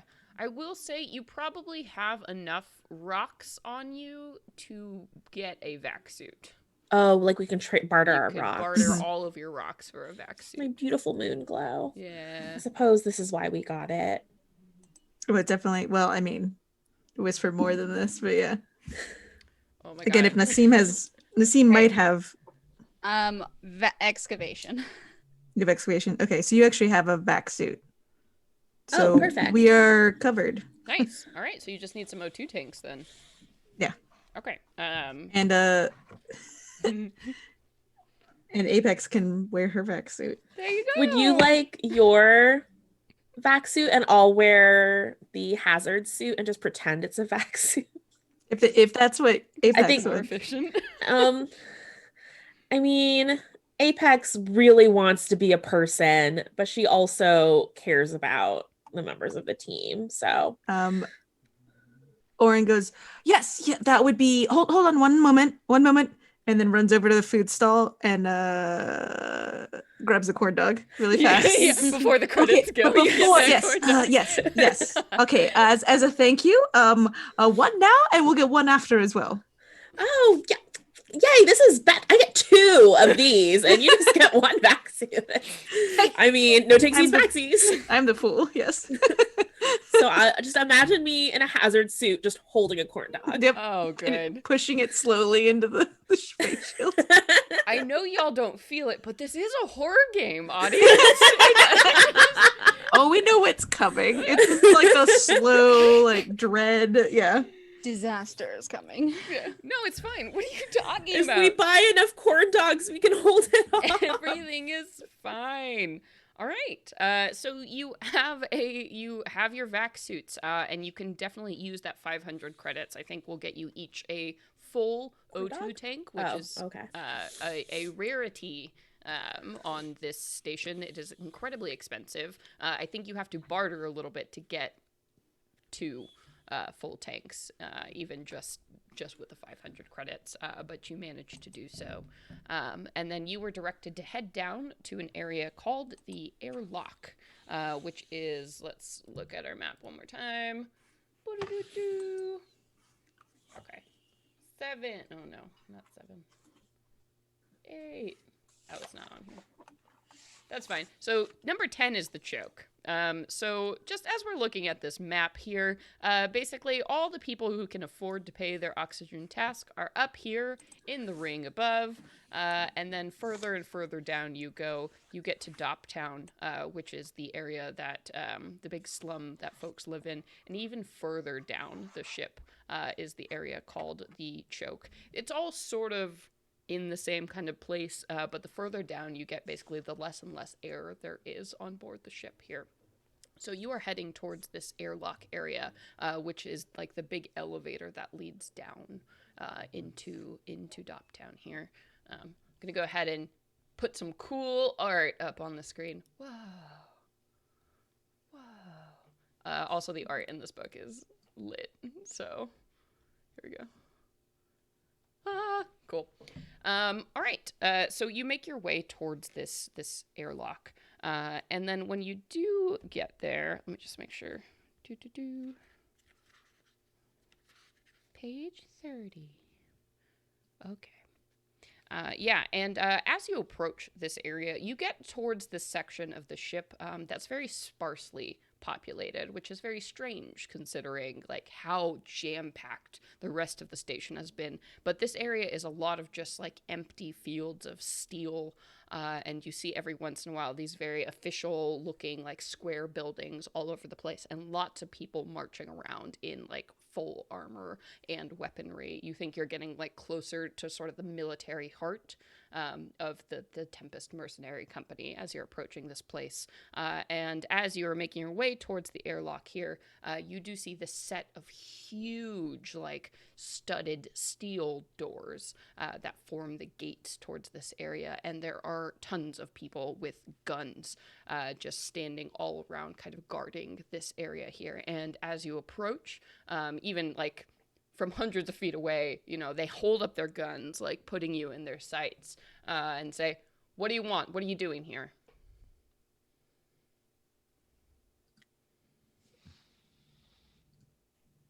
Making sure I wasn't muted. We are simply here to restore some clean air to you. Oh, I'm sorry, what? Who sent you? No one is allowed down into Doptown unless you have a pass. can I make sure? Wait, they're clearly like part of these, The Tempest Mercenaries. The the mercenary Tempest group. mercenaries. Yeah, guarding this gate. Oh, okay. Yeah, I'm gonna lift up my hat and like lower my eye patch a little bit and be like, Antonio sent us down here so that we can take care of some repairs. Okay, you showing them the pass that he gave Yeah. you? Okay. Yeah. And, you know, one of these, like, heavily armored guards kind of comes out towards you and looks down, looks at the pass. He's like, "Why are you going down there?" We gotta fix the air filtration. All right. Well, it's your funeral. Let him in! He kind of yells back towards the gates, and you see this flurry of activity, and there's like a big, like, siren sound, and lights, safety lights flash as you see like these huge gates rend apart, and you see this big kind of cavern beyond it there. And in this cavern, which almost looks like a natural rock formation, which is sort of odd, in the middle of this space station, you see this flat silver platform with safety railing all around it here. It's like, "Step onto the platform, we'll lower you down." All right. Y'all filter I in? quickly Yeah. hide the I st- pass behind my eye patch again. Yeah. Still holding corn dog. The very... It's just an accessory now. So you step into the very scary elevator space. And, you know, they hit the button there, and this more flashing lights go off as the doors seal behind you. And you realize that you are in pitch blackness. Other than every once in a while, this amber-colored, like, safety light goes off, like, just around the edge of the railing here. And you feel yourself descending and descending and descending, and it keeps on going. And, you know, every time you think, "Oh my God, we must be about to stop," you drop even further, and the air becomes very, very cold. And for those of you who need to breathe, I think you feel this headiness as your suits kind of kick on here, and it's that weird feeling of breathing stale air that's just being recycled over and over instead of natural air coming in, and once again just complete darkness, and it's this very oppressive, claustrophobic feeling as you're sinking deeper and deeper into this ship. I think this is probably a good place to take like a quick 5-minute break before we do the rest of this. So we're just gonna throw up. We're gonna throw up. No, We're gonna throw up. We're gonna throw up. We're just gonna put up a quick BRB screen. We're gonna take a 5-minute break and be right back for the final hour of terror. Thank you everybody so much for hanging out. We're gonna see you in 5 minutes. All right, 5 minutes, everybody. Wait.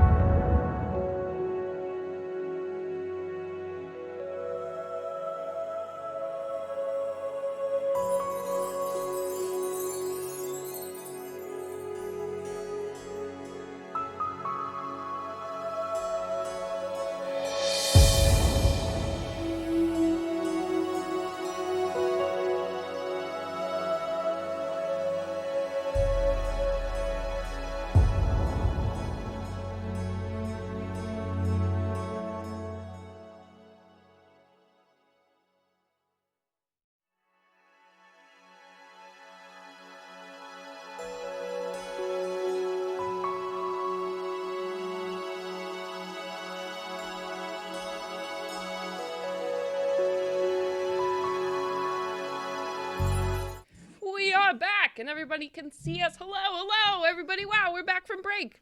We've got 1 more hour and 6 minutes of scary time for you. Thank you all so much for hanging out, and don't forget that right now we are running a charity donation, so check out our Tiltify just above us.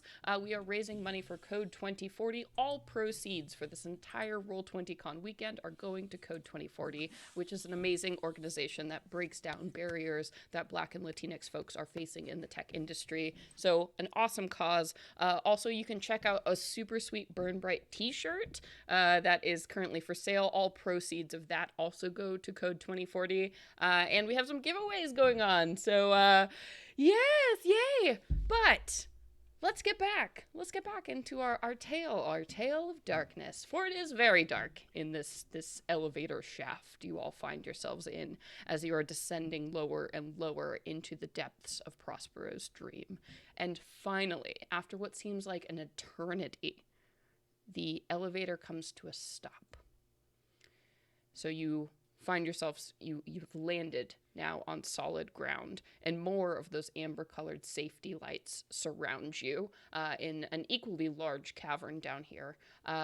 And there are some lights in the space. There's no natural light whatsoever, but sort of floodlights have been lined up all over the caverns of this room, so you can see an identical set of steel doors, just as imposing as the set you saw up above. And immediately as you land on the bottom, more of these guards with guns pointed right at your face are surrounding you and demanding to see your papers.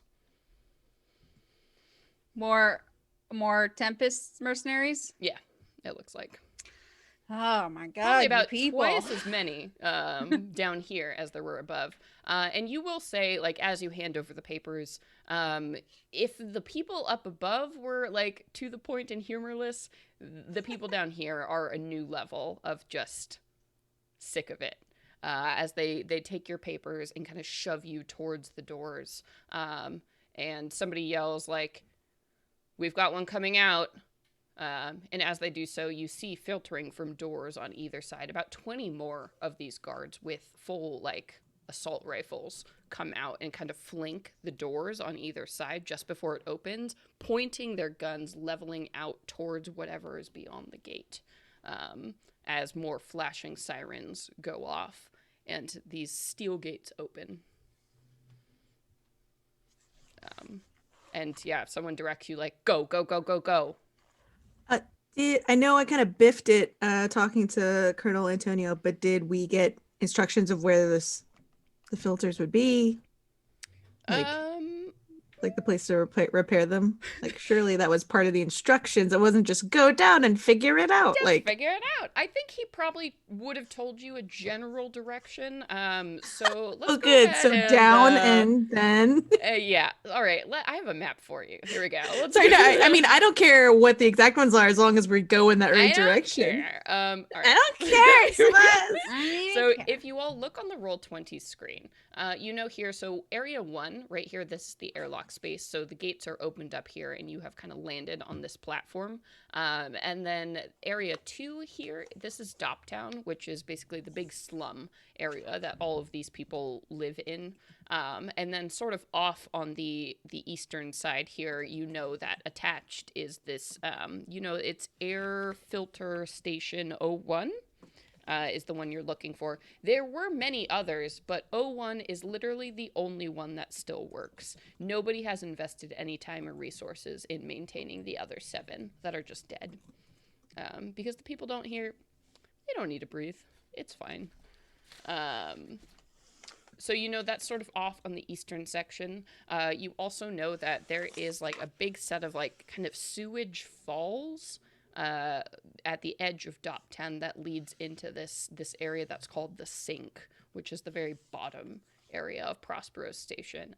People don't live there. Apparently only monsters do, but nobody's ever seen these monsters. Nobody really knows, or if they have, they haven't lived to specify exactly what that is. But maybe now that you're down here, you might be able to get some answers. But anyway, the guards scream at you to get beyond the gates so they can close them very quickly. We do. I mean, we're not going to mess with them. Hurry Again, through. we're not here to like, hold people hostage with our jokes, I guess.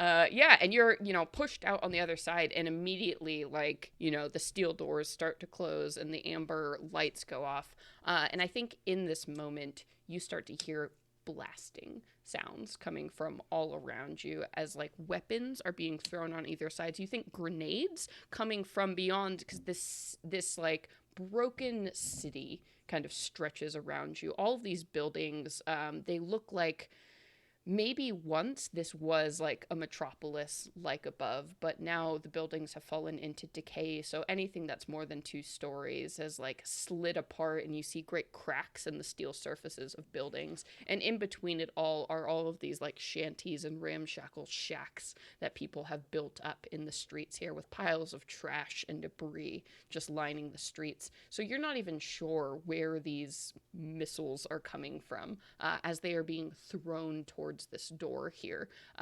So I'm going to need you all to make some saves to try and get out of the way as just explosives are being thrown towards this gate all around you.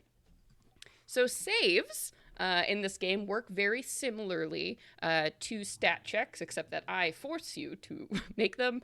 So the saves in this game are sanity, fear, body, and armor.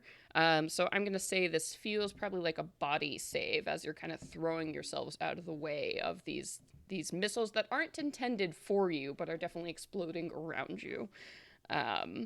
So let's go ahead and make some saves here. So let's start with Apex. Roll my D100. Mm-hmm. I got a 55. Ooh, so 55. Whenever you get double numbers, that is either a critical success or a critical failure, depending on what your level is. So what is your total? I don't like that roll. Uh-oh. My body score is 40. Okay, so that means that 55 then is going to be a critical failure on a save. So when that happens, you automatically gain stress, which is sort of the very scary mechanic of the system. So I'm going to say you go ahead, you're going to gain 1d4 points of stress. So let's start with that, but it's a critical failure, so we're not stopping there. So you're only going to gain 1 point of stress. So go ahead and mark that off on your sheet. I now have 3 stress total. Okay. But because this was a critical failure, you are also going to have to make a panic check. Okay. So panic checks, let me go ahead and pull this up here. So the first step that happens with a panic check is you're basically going to have to roll, and you want to roll above your current stress level. Otherwise, things get very, very bad. So the first check for stress is going to be 2d10, and you want to roll over your current level of stress. Oh, wow. Rolled pretty shitty, Wow. but Well, yeah, but still higher than 3. Technically, you are fine. So you managed to avoid panicking. Because it was so close, I don't want to break everyone's heart in chat, but I'm going to say that my corn dog explodes. And I get very close to panicking over it. Yeah. But I don't. So what's really cool, the mechanic in this game that's so interesting is, like, as you accumulate stress, your possibility of panicking goes up and up. And when you panic, sometimes it can be good, but most of the time it's very, very bad, resulting in, like, the ultimate effect. For example, if you get a 30 plus, you have a heart attack and it's instant death.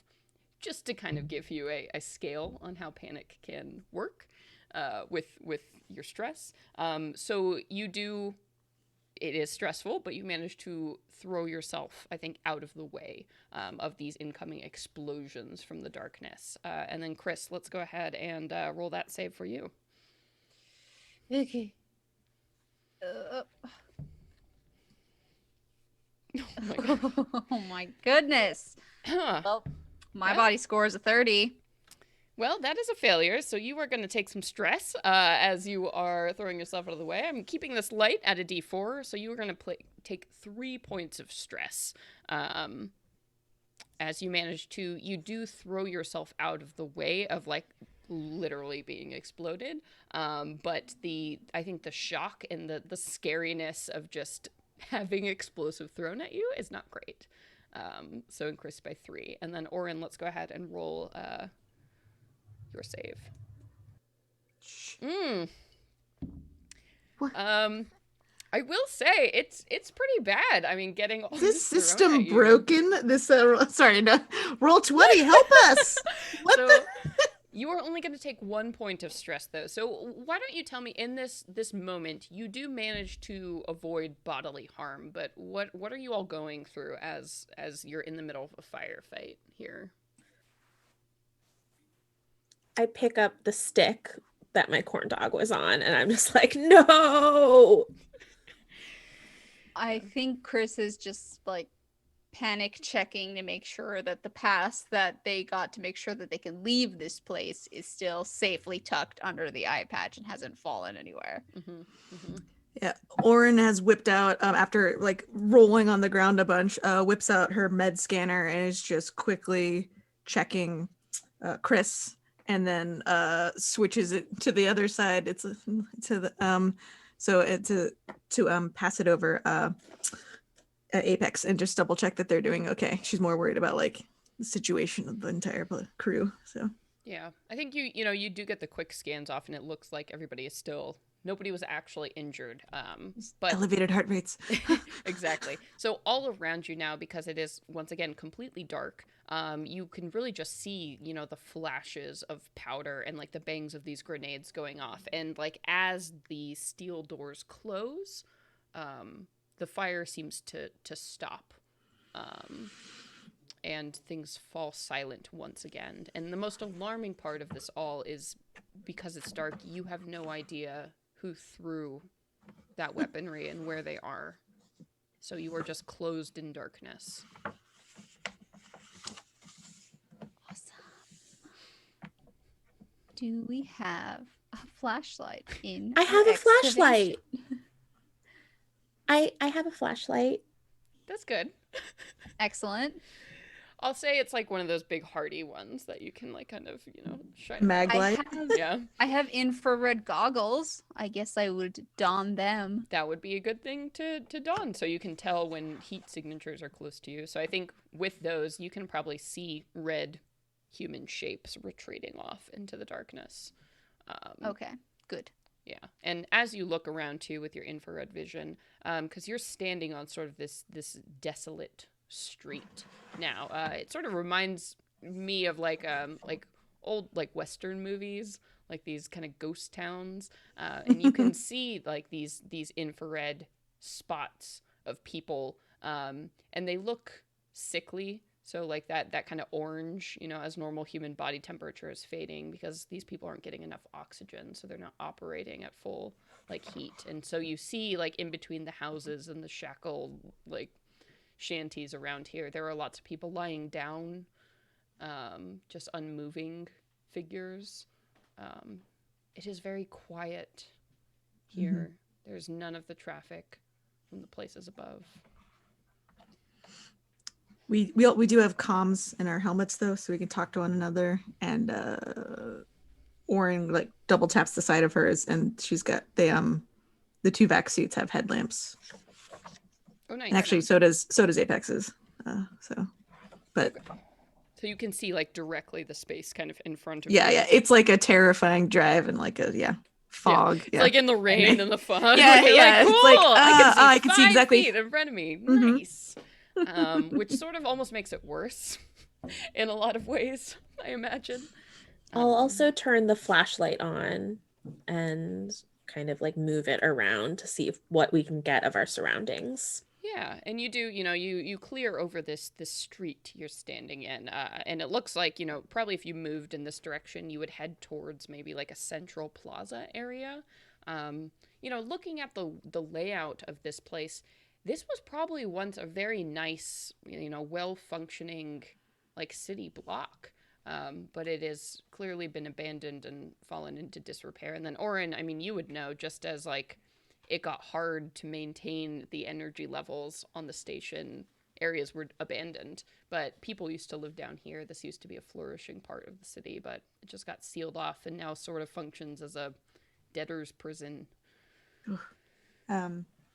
Yeah.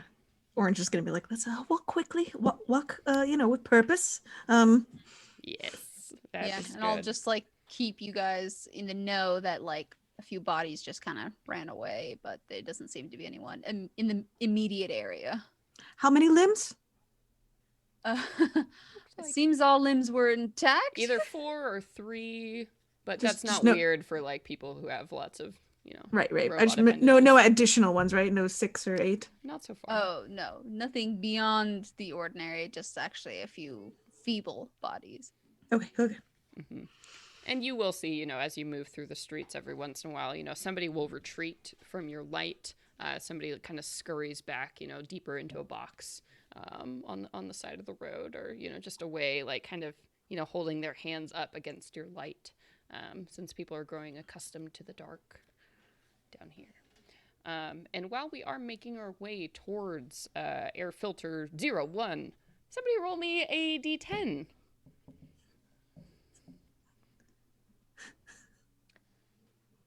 Thank you, Lisa. I got a 6. Okay. So you are making your way through and heading towards that eastern quarter where the air filter system is. And you hear a sudden crash, I think, in front of you as you see a group of people that are dressed in like rough spun masks and like clothes kind of covering their faces crash out of like one of these buildings here. And you can see that one of these figures is dragging what looks like probably a dead body behind them and sort of like tugging at the harness that they're wearing with an O2 tank strapped to their back here. And there's this horrible moment where they pause and they realize you're standing there and they look at you and you're looking at them. What are you doing in this moment? Walking around like they are victims of, or this is a circumstantial thing. Like we're not. This isn't our fight. We're here to help a little bit with the air.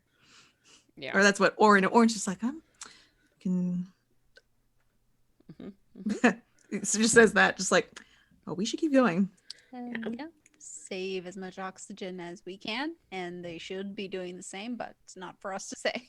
Yeah, exactly. Apex is fascinated and starts Yes, like walking amen. towards to like say hi, but I imagine someone like tugs on her. Mhm. Yeah, Mhm. just drags her along. Yeah. Apex, I promise, when we get back up to the top, after this is done, we can do all the sightseeing and people watching that you would like. Oh, well, there aren't any people like this, but okay, I guess we should fix the air filter first. Yeah, we want to help them first before we do anything else. Yeah. So you turn, this blind eye to whatever is happening there and continue on. And, luckily they also seem to take the cue and like, we're not going to mess with you either, as they continue, their business. And you move further on through the streets, eventually coming towards the section where the air filtration system is, which is basically on the edge of Doptown. It seems like Doptown has grown up around where most of the buildings are still intact, but here you're getting towards those outer levels where maybe this was more like a house every once in a while. So they might have been like manor estates, you think, at some point, but now they're just destroyed and like lots of open space. And you can see pools of kind of fetid water as things are like gradually moving towards this downward slope on the other side where the falls are. So it's just sort of a rotting, rusting, empty space that's expanding in front of you. And before you get sort of just towards the edge of town, you hear a voice calling towards you, and it's very weak as it comes from one of these houses, and you hear "What are you doing heading out there? It's not safe." You see kind of a figure steps out from the shadows, and it looks like maybe like a 19-year-old kid that sort of has rigged this mask across their face, and you see an O2 tank with the blinking empty light strapped towards its front. We're trying to change out the filter in your air system. You can't. There's a monster. They killed the scientists who tried.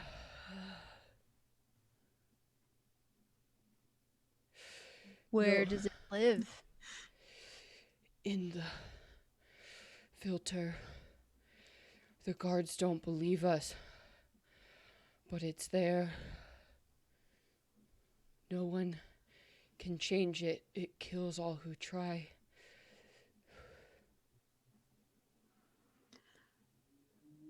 Or just shakes head. Well, we have to. It's the only it's our only option. And That is correct. If we do Yeah, not do she's not- these she doesn't wanna be- jobs, Yeah. if we do not do these jobs, then we will just be sent here anyway as debtors. Okay. Be careful. thank you. And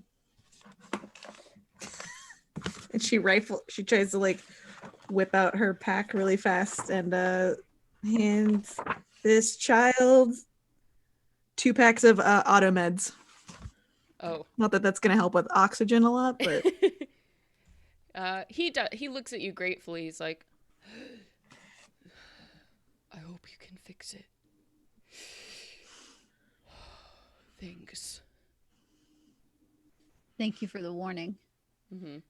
And with that, it seems all his energy is expended, and he kind of slumps down against like the doorway of this shack. All right, well, there be good. monsters afoot. of course, I mean, this. Hmm? Why wouldn't there be? You know, it's fun. It's a bonding moment, right, Apex? This is what brings people together. Shared trauma. Mm-hmm. It's a very human thing you're about It to is. experience. You know remember how you felt when your corn dog exploded? This is like I times felt really bad. Exactly. Like, maybe I won't find another corn dog, and that was my only one. Oh, that's not true. Oh, okay. Well, then I don't feel as bad. Wait, but you said it was no. I feel bad. I feel very human about it. I mean, yes. The idea is that there could be another hot dog if we survive, but if we don't, then there's no hot dog. So it's sort of a two coin situation, or 2 sides to 1 coin. I think I understand the human feeling of hope. Mm-hmm. It's the feeling that you could maybe purchase another corn dog. That's exactly what the dictionary says. Very good. Oh, yes. Yes. Apex beams, and they don't even need a flashlight anymore. We'll just turn these headlamps off. My eyes glow with purpose.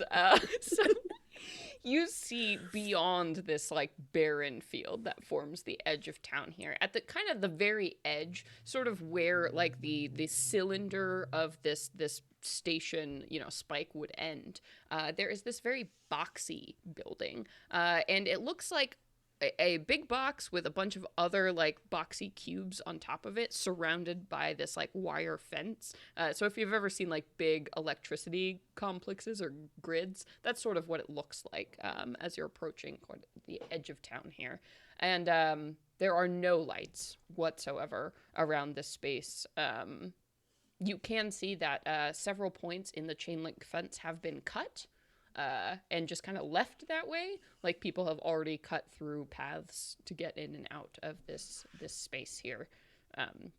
But you do see sort of this empty yard all around the place with these big pillars that have sort of cones on them, like maybe air comes out there, you're not really sure.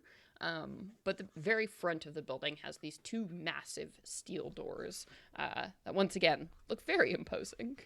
Sort of a theme you're noticing. I would like to just sweep the flashlight again to see, like, a monster. Yeah. So you sweep the light, I think just outside, the chain link fence around here, you see some collapsed, like, piles of rubble around. Just other than that, though, I mean, it looks like pretty solid floor around here.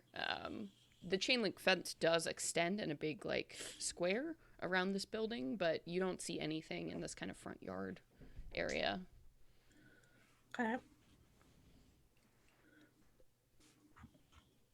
Muted Naseem. With my knowledge of mechanical repair, can I make some sort of roll to see if I could identify our path to the filtration system? Sure. Yeah, so why don't you go ahead and give me an intelligence stat check, and if you want to apply a relevant skill, so mechanics, go ahead and try to roll that. See if you have any insight here. Okay. Oh, Okay. nice. Nice. Yeah. I'm assuming that's under whatever your score is? Yeah, it's plus 10 anyway, so it would come to 56. Oh, yeah. Okay. So looking at this structure, this is like sort of an energy recycling system. So you know that probably inside that building there are a lot of like both mechanical and electrical controls that maintain this larger air filtration system. So if there's something wrong with the filter system, you probably have to get in there and maybe find the computers that run the system and double check that there's not a problem there. And then maybe also like replace or clean filters that run the whole system. So typically in these places, they are like tiny little factories basically. So once you get inside, there's probably like a normal workspace area, and then there's probably a lab somewhere in there, and then there's probably actually a place like with mechanical things you can adjust. Right. So you're going to have to get in there and sort of explore the rooms to find what the problem is. All right, well, I guess we can't head straight towards the thing.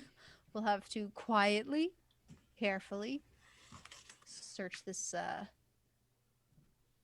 air factory. This air factory. Yes. Yes, I have a suggestion, and she pulls out, and I don't actually know if these work on androids, but I'm going to assume they do since it doesn't say otherwise. She pulls out, you saw one earlier, but 3, I'm going to say that they look like those glowing bracelets. Before you, and then she cracks 3. Woo! Oh my God, you cracked them so hard. I crack it so hard. Oh my God, she I'm scared. I'm intimidated.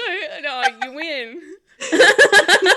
You won. Did you hear? She cracks 3 of them on her, over her knee, and hands an orange one to Chris, a green one to Specs, and then takes the red one for herself. And they're stimulants. So, and she just downs it. She's been on the ship with them for a while, so she knows we're not like getting addicted to them. But that is could be a problem with these. But we get an immediate 2d10 to our health. Ooh, that's temporarily. Nice. I guess we can all roll for that separately. That's up to you. Yeah, Celeste. yeah. So but there's more. Oh my! And it temporarily increases strength in combat by 2d10. Whoa! For 1d10 hours. Whoa! Okay. My goodness. I'll roll the hours because I want to roll too. Okay. So 4 hours. Heck yeah! Plus 8 for Wow, that's Goodness. great. So 6 points for me. Wow. Okay, well. Wow. We can tell one of our children has played this game before. Oh. I'm the doctor. It's what I have in my pack. I'm the doctor, though. It's fine. Chat is like, they deserve some good rolls. Oh, chat. You traitors. You should be on my side, chat. No, it's okay. They need all the help they can get. Right, well, wow. All right, so you all drink your glow sticks, I guess, which is... Don't do that at home. Ooh, don't do that at home. Don't do that, teens. That's a bad teen move. Okay. And then what is the plan? You do have like these easy cuts in the, the chain link fence to get inside into the yard area, but you do have these, these big doors, is all you can kind of see, in the range of your flashlight here. I will say also, it looks like there is a big crack across the doors, like maybe they've been forced open before, but they do still look very big and very heavy. I just want to say that in addition, one hand has the flashlight, but because we were warned about a monster, I don't know how to say this word. It's like a machete, but it begins with a A V. vibe shetty. A vibe shetty. Oh, okay. Is that what it is? Okay, cool. Yeah, Yep. it's like a sonic Oh, okay. machete, right? I believe. Mm-hmm. Yeah, I've got a sonic machete Yep. in my other hand. vibe shetty. I'm feeling vibe Here to shetty today. party. Yeah. Yeah. What's up, everyone? I brought my vibe shetty. Wow. Okay. So do you want to vibe shetty the door open? Oh, I mean, I guess I could. Is that necessary? I think if you walk up to it, you can definitely determine that you are going to have to use a great deal of strength if you want to open this door. Okay. Well, But a vibe shetty would be very loud. it can. Mm-hmm. I have a lockpick. I also have my Strength. heat gun. Yeah, it's going to be a strength situation, unfortunately, because the doors are technically cracked, so they're open, but they're like giant metal, hundreds of pounds of like door. Could we use the crowbar that Chris has in their bag? Yeah, the vibe shetty specifically cannot cut through metal doors. Oh, unfortunately, Well, but okay. it does specify that I can hack through limbs, so good to know. Good to know. Good to know. Okay. So do we? Yeah, if you want to use the crowbar, and we can just go all strength on it for sure. Can we all work together? Or can we support each other? Yeah. I think, with working together and like using the crowbar and like really forcing it, if you spend about 10 minutes or so, you can create enough of a space that you all could get inside. No worries. Very quickly, I'm just gonna like take a quick look around at this room. Any infrared action going on in my goggles? Oh, fun. So as you are looking into this space here, you come into probably what was maybe a reception room of some kind. So it's a large, tall room here. And, with the flashlights, you can see, the edges of like desiccated, rotting furniture all around this space that has been toppled over and moved. You trail your infrared vision around the space, and nothing alerts you. All of it is that cold, blue of just non-moving objects. And you do see that there is a set of doors that lead forward, and there is a door that leads to the right. And it is very, very quiet in this space. Also want to use my bioscanner because I also got one of those in my pack. What does that do? It will scan the immediate area up to 100 meters in all directions without being blocked by most known metals, and will detect all signs of life, but it won't tell me what it is. Okay. Yeah, so you hold out that bioscanner and you're like, boop, boop, boop, boop, boop. And I think as you sort of pointed off towards the northeast direction, there's a slight like beep. Boop, boop, boop, boop. It was very brief. It might have been just an error. Okay. You wave it again over the same space, and it's not registering anything. I don't like that. Well, was it towards the? You said there was a door to the north, and one door to the the north left? and the door to the east. And you got a slight ping when you're kind of pointing it northeast, but it's not there now. You turn in a 360 degree, and you think it might have been an error. Okay. It seems unlikely to me that the air filters would be right next to the entrance. I believe we should continue forward. Now that we've been staying there for like a good 60 seconds. Yes, Apex, you are so correct. Thank you. Which door would you like? I thought there was like one to our right and then one Mm-hmm. forward. Oh my God, this is my left, everybody. One, Yes. no one would have It's known, okay, but you're I'm mirrored. calling You're myself fine. out. You're fine. Yeah. Okay. Then the door in front of us. All right. I'm keeping my eyes glued to the scanner, and I'm gonna like follow behind. You do so. Yeah. Oren's gonna pull out her stun baton. Yes. Mhm. All right, you do. And you head forward into the doors, Chris trailing a little bit behind as you're waving that, scanner around. And as both Apex and Oren push through the doors here, you come into a room where there's a very low, the low hum of machinery in this room. And so as you look around, you see that there are several terminals in this room. Most of them are just completely decayed, but one sort of flickers with a dull green light and is clearly the source of that that vibration here. But it just appears to be this blank kind of green screen at this place. Yeah, and you see, the ruins of tables and like more toppled furniture in this space. Just things that have decayed. So we wonder... Yeah. Oh, so I wonder if this terminal has any information about the layout of this building. Mhm. Apex, you have the means to get into that terminal. Wake it up. I guess I go over and I press a button to see if it comes out of It makes like sleep mode. It makes like a weird whistling sound, and the screen kind of like you see just code starts to string along as you get some error messages. Oh, is there anything I can do to try to fix it? Yeah, it does seem to be active. It is having some errors, issues, but it's potentially something you could fix if you did want to. Okay, Try and... I try turning it off and on again.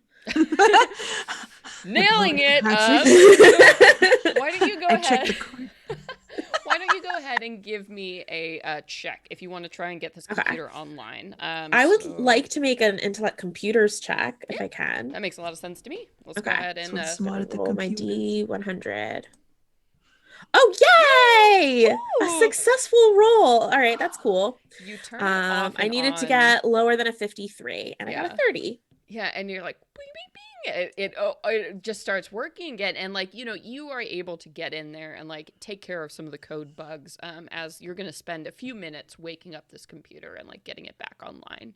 And as this happens, you have that bing, bing, bing, like that success, that Chris and Oren, are able to hear. And then at the same time, you hear, like, a crunching footstep come from, like, somewhere up, you think in the ceiling, as you hear something very heavy makes a step, and you see like this imprint of a hand appear on the northwest side of the room. On the wall, or the ceiling. On the ceiling. Like the ceiling see-through? Or it's being pushed down into. Like, yeah, Sorry. like it's we have so many questions. Like aluminum ceiling, and somebody just like pressed down. Oh, okay. But it's the shape of like a human hand, and that happens, and it like screeches across the room because it's utterly silent, other than that bing bong bing sound that came across, and you hear a scurrying sound retreating. Well, we were warned, so just keep going. Apex. Is there like a nice user interface now? Is there like a map button? You're getting in there. You're like, I think in this situation, I would like everybody to go ahead and make a panic check for me, just as like you clearly there is something here now. 2d10. You are trying your best, to get this done. So yeah, Chris, what's your panic check? Ooh, is that oh no! Oh no, is that? I think that might. Oh, whoops, sorry. Mm, What is your Wait, stress low is level, good, isn't it? Chris? no, No. not No. for this one. What is your stress level, Chris? Oh, it's -1, but I have the chance to re-roll. Oh, so it's just 1. Oh, you Oh. add stress. Like, didn't you get like You 3 got- levels of stress before? Yeah, and when Celeste hit the thing, it automatically took away 3 and it gave me -1. Oh, weird. It should have added it. So It you should should have be at added it. 5. Yeah. Oh, weird. That's So strange. I believe you're at 5, so I think you're gonna panic, my friend. So as this happens, so you have failed a panic roll. I So, can re-roll once. Can I do that? oh yeah, is that an Yes. ability you have? Yeah. It Yeah. is. As a teamster. Okay. Oh, Yes, nice. this would be a good time to do that because panicking is very bad. I will say. So re-roll your 2d10. Okay. Okay, that'll put you Ooh. above. What is it, Chris? What almost pushes you over, and then how do you talk yourself down in this moment? I think the fact that it completely skipped the bioscanner, I rely so It much is on my clearly not picking up on the bioscanner. yeah, that freaked me out. I rely on my equipment, what I can see and trust, and then, but knowing that it was roughly human sized based on that hand, I'm thinking, okay, it's fast, but maybe the 3 of us on that one, if it's just one. She's telling herself over and over, it's just one, it's just the one, and we can get through this. Yeah, again, Oren's reaching into one of her thigh pouches on her coffee suit. She's got her back suit on. But pulls out a pain pill and just kind of like hands it to you. And then there's some part of your suit opens up. I forgot we all had helmets on. But yeah, you got some sort of thing. And she's just like, take it. And it will lower your stress by 1. And then just also like looks at you and goes, don't become addicted. Don't be addicted. So your Best stress doctor is now ever. 4. Here's Yeah. some drugs. Don't get addicted. Does anything significant happen that Jen got 2 10s on her roll, or is that only for normal rolls? Only for percentage rolls, Okay. unfortunately. So, or fortunately, depending on how you want to look at it. So, so you are fine, Oren. You keep your cool. And finally, you know, after the excitement of that moment, Apex, the screen comes on here, and you do see like a usual kind of interface. And, you know, before you can even click on any of these icons, you get a message that appears on the screen, and it says, Caliban is here. And there's like a little, like, the OK bar in the bottom right-hand corner, but it's like a message that pops up on your computer. Oh. Do I know what that word means? I don't think you've ever heard Caliban doesn't mean anything to you. With my linguistic skills, am I able to break down like what the roots of the word would mean, or I'm Sure. truly clueless? Yeah, go ahead and make me an intellect check. Make me an intellect, and you are skilled in history and I'm skilled in art, theology, and linguistics. art. Art. Yes. Make me an intellect art useful. Art check. Okay. Yay. Oh, boo. Clueless. You have this feeling that you've heard the name Caliban somewhere before, but you cannot place it, but you're pretty sure it's a name. Strange. Okay. And immediately as you hit it, Caliban is watching. Oh. Okay. This is strange. Does Caliban mean anything to you all? It's a name of. We do a I feel like I've read about it. intellect check. Yeah, do an intellect check if you would like. Oh. Or maybe they have a virus on the computer. There's all these pop-ups.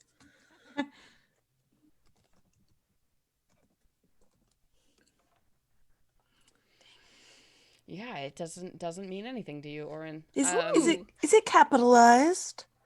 I recognize it. Yeah, it is. And Chris, you're like, I think I saw a play once. I think it was a Shakespeare play, and there was a character named Caliban in that. Try to make Yeah. the pop-up go away. Yeah, I will- you click OK, and another pop-up comes. Caliban is hungry. They Okay. definitely have a virus of some sort. Okay. All right. Caliban is warning us. And as you hit OK on this time, the computer surges suddenly with this electric light. And as your fingers are resting on the keys here, I'm going to need you to make a saving throw. As this electric surge comes out, and you see the screen starts to bulge outwards, like it's almost swelling in an organic way, and you see this red liquid start to seep from the sides, like the computer itself is bleeding as it tries to shock Ew. you. So I'm gonna saving body, please, Okay. as this happens. Yay! I saved. Okay. I got under a 40. All right. So you did save. I'm going to have you take some stress, though, as, like, you Okay. are shocked by this thing and kind of coated in whatever this red viscous substance is that is, like, seeping out of this computer. Oh, okay. Is going to deal 3 stress as, like, you are coated in this substance. And computers do not work like that and should not work like that. And that interaction was very weird and strange. And you see this computer, this terminal continues to bubble forth with this weird, fleshy kind of red color as it's growing almost now these like pustules across the screen. And it is not a mere computer anymore.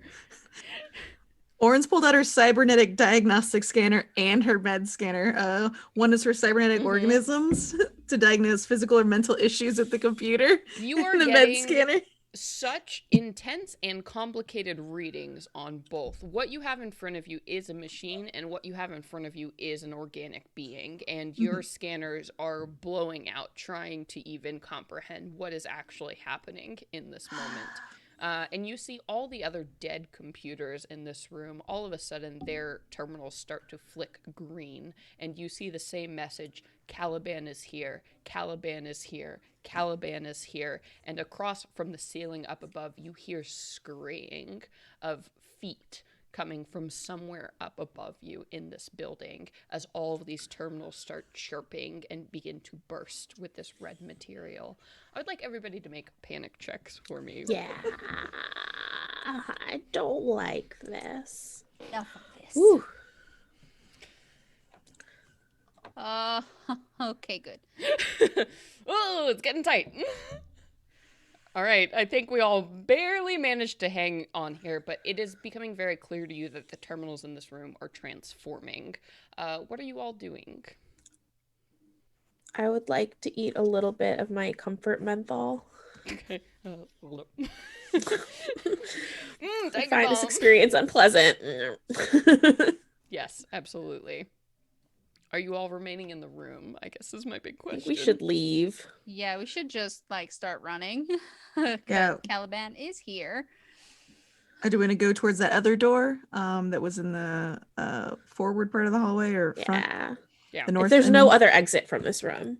There's Yeah. not. Okay, then yeah, the other door. All right, so you all back up out of this room of these computers that are transforming and having Close this the door. horrific, biogenic. Just in case. They Close don't have that. fingies. They don't have No, fingies. thank you. And you run towards this door on the right-hand side of the room, the eastern side. And as you throw it open, you see that there is a set of like rusting iron stairs that lead upwards towards a room that is clearly like the top of this building here.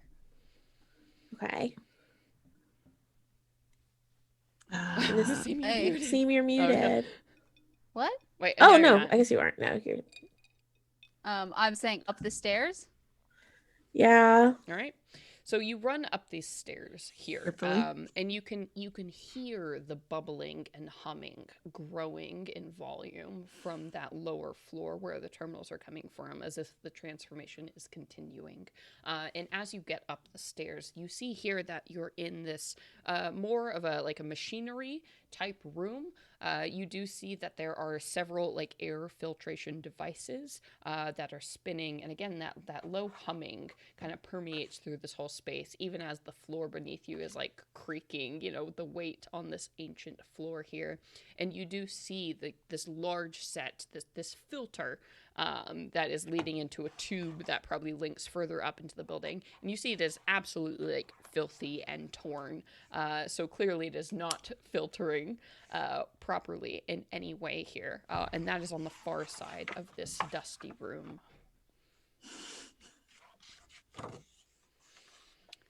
All right, we make our way to the filters. Yeah. Mhm. Okay. You do. And, oh, yeah. Yes, Jen. I was just say that in addition to the scanners are away, stun baton is back out, but also the trank pistol. Like that's gonna do anything for something that big, but Oren's got 6 shots, so. All right. And as you like run towards this filter, I mean, as you get in front of this thing, it's going to take you quite a bit of time to repair this filter in front of you. It has been ripped, like slashes, claws almost have destroyed this thing. So you are going to have to knit it back together and clean the filter if you want to get it into working order. Well, luckily 2 of us are knitters out of the game, so I if feel you like want Apex to, is probably a knitter. Probably. we can talk it real well. We're gonna knit, purl, knit. No, this is a meta stitch. This is a Yeah. So you run up to this filter and you manage to take this in. And as you're kind of looking at it here, I'm going to roll just a dice. Okay. All right. And as you're just kind of taking this in, Chris, you hear something like a wet slurping sound, like just over like behind where your neck is, and I'm gonna go ahead and give you a saving throw here. Let's call this a body saving throw in this moment here. Go ahead and make that for me. Oh gosh, that's a percentage or? It is a percentage, yes.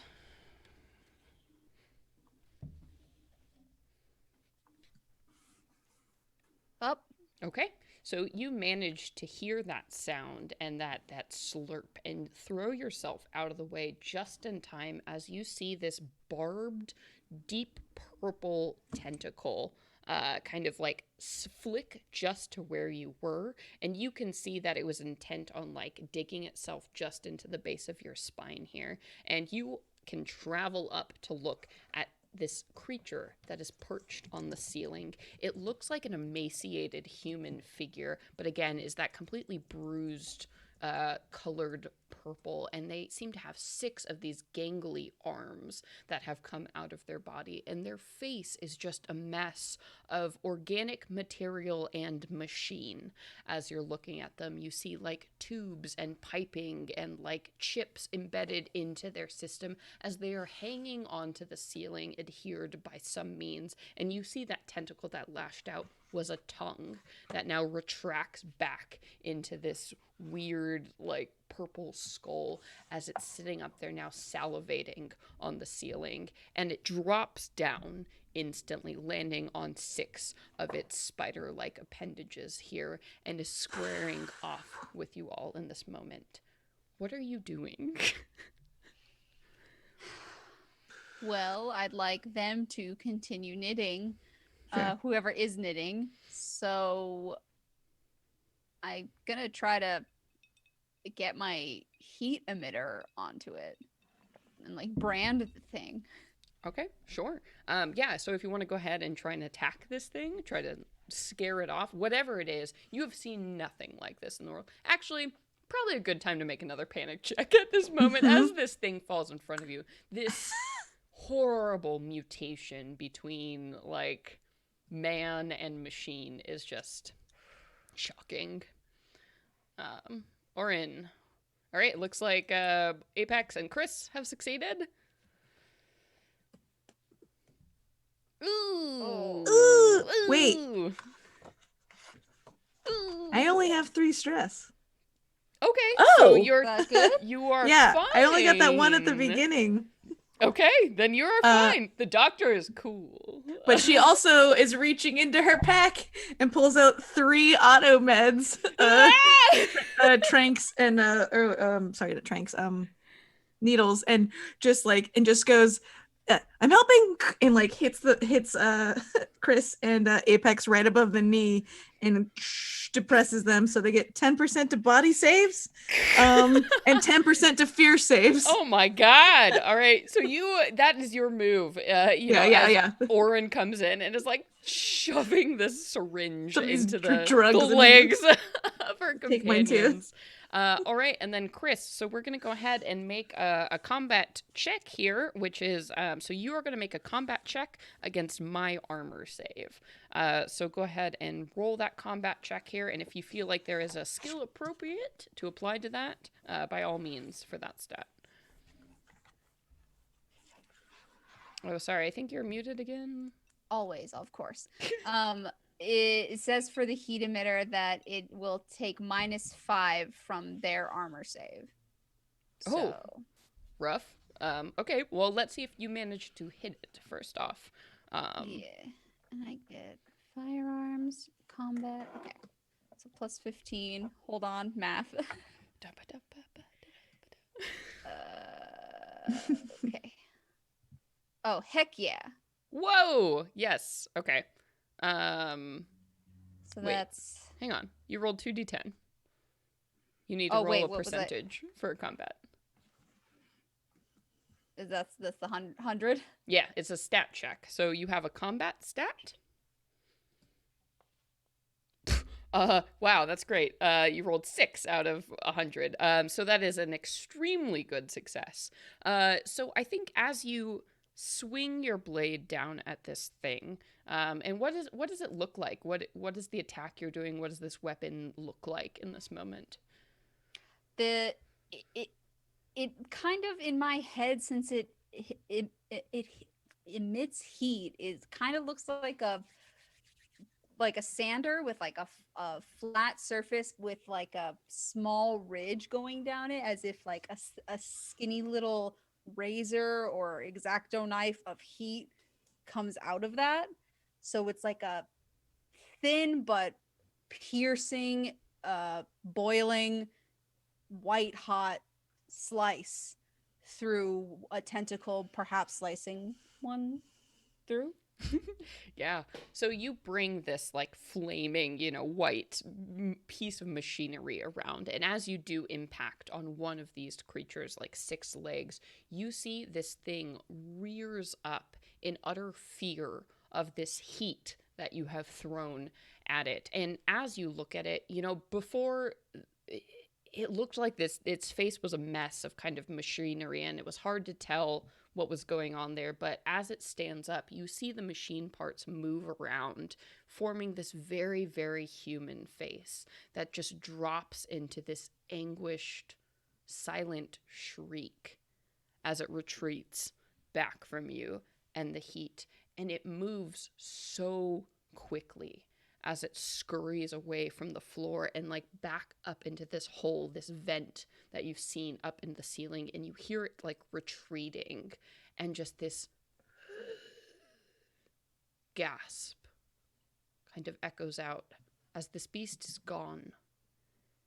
And you all wait, and you wait for it to come back. You stand vigilant in this moment, but it doesn't seem to return as you continue to fix and knit together this air system. And you manage to make it work as it goes. And suddenly you feel the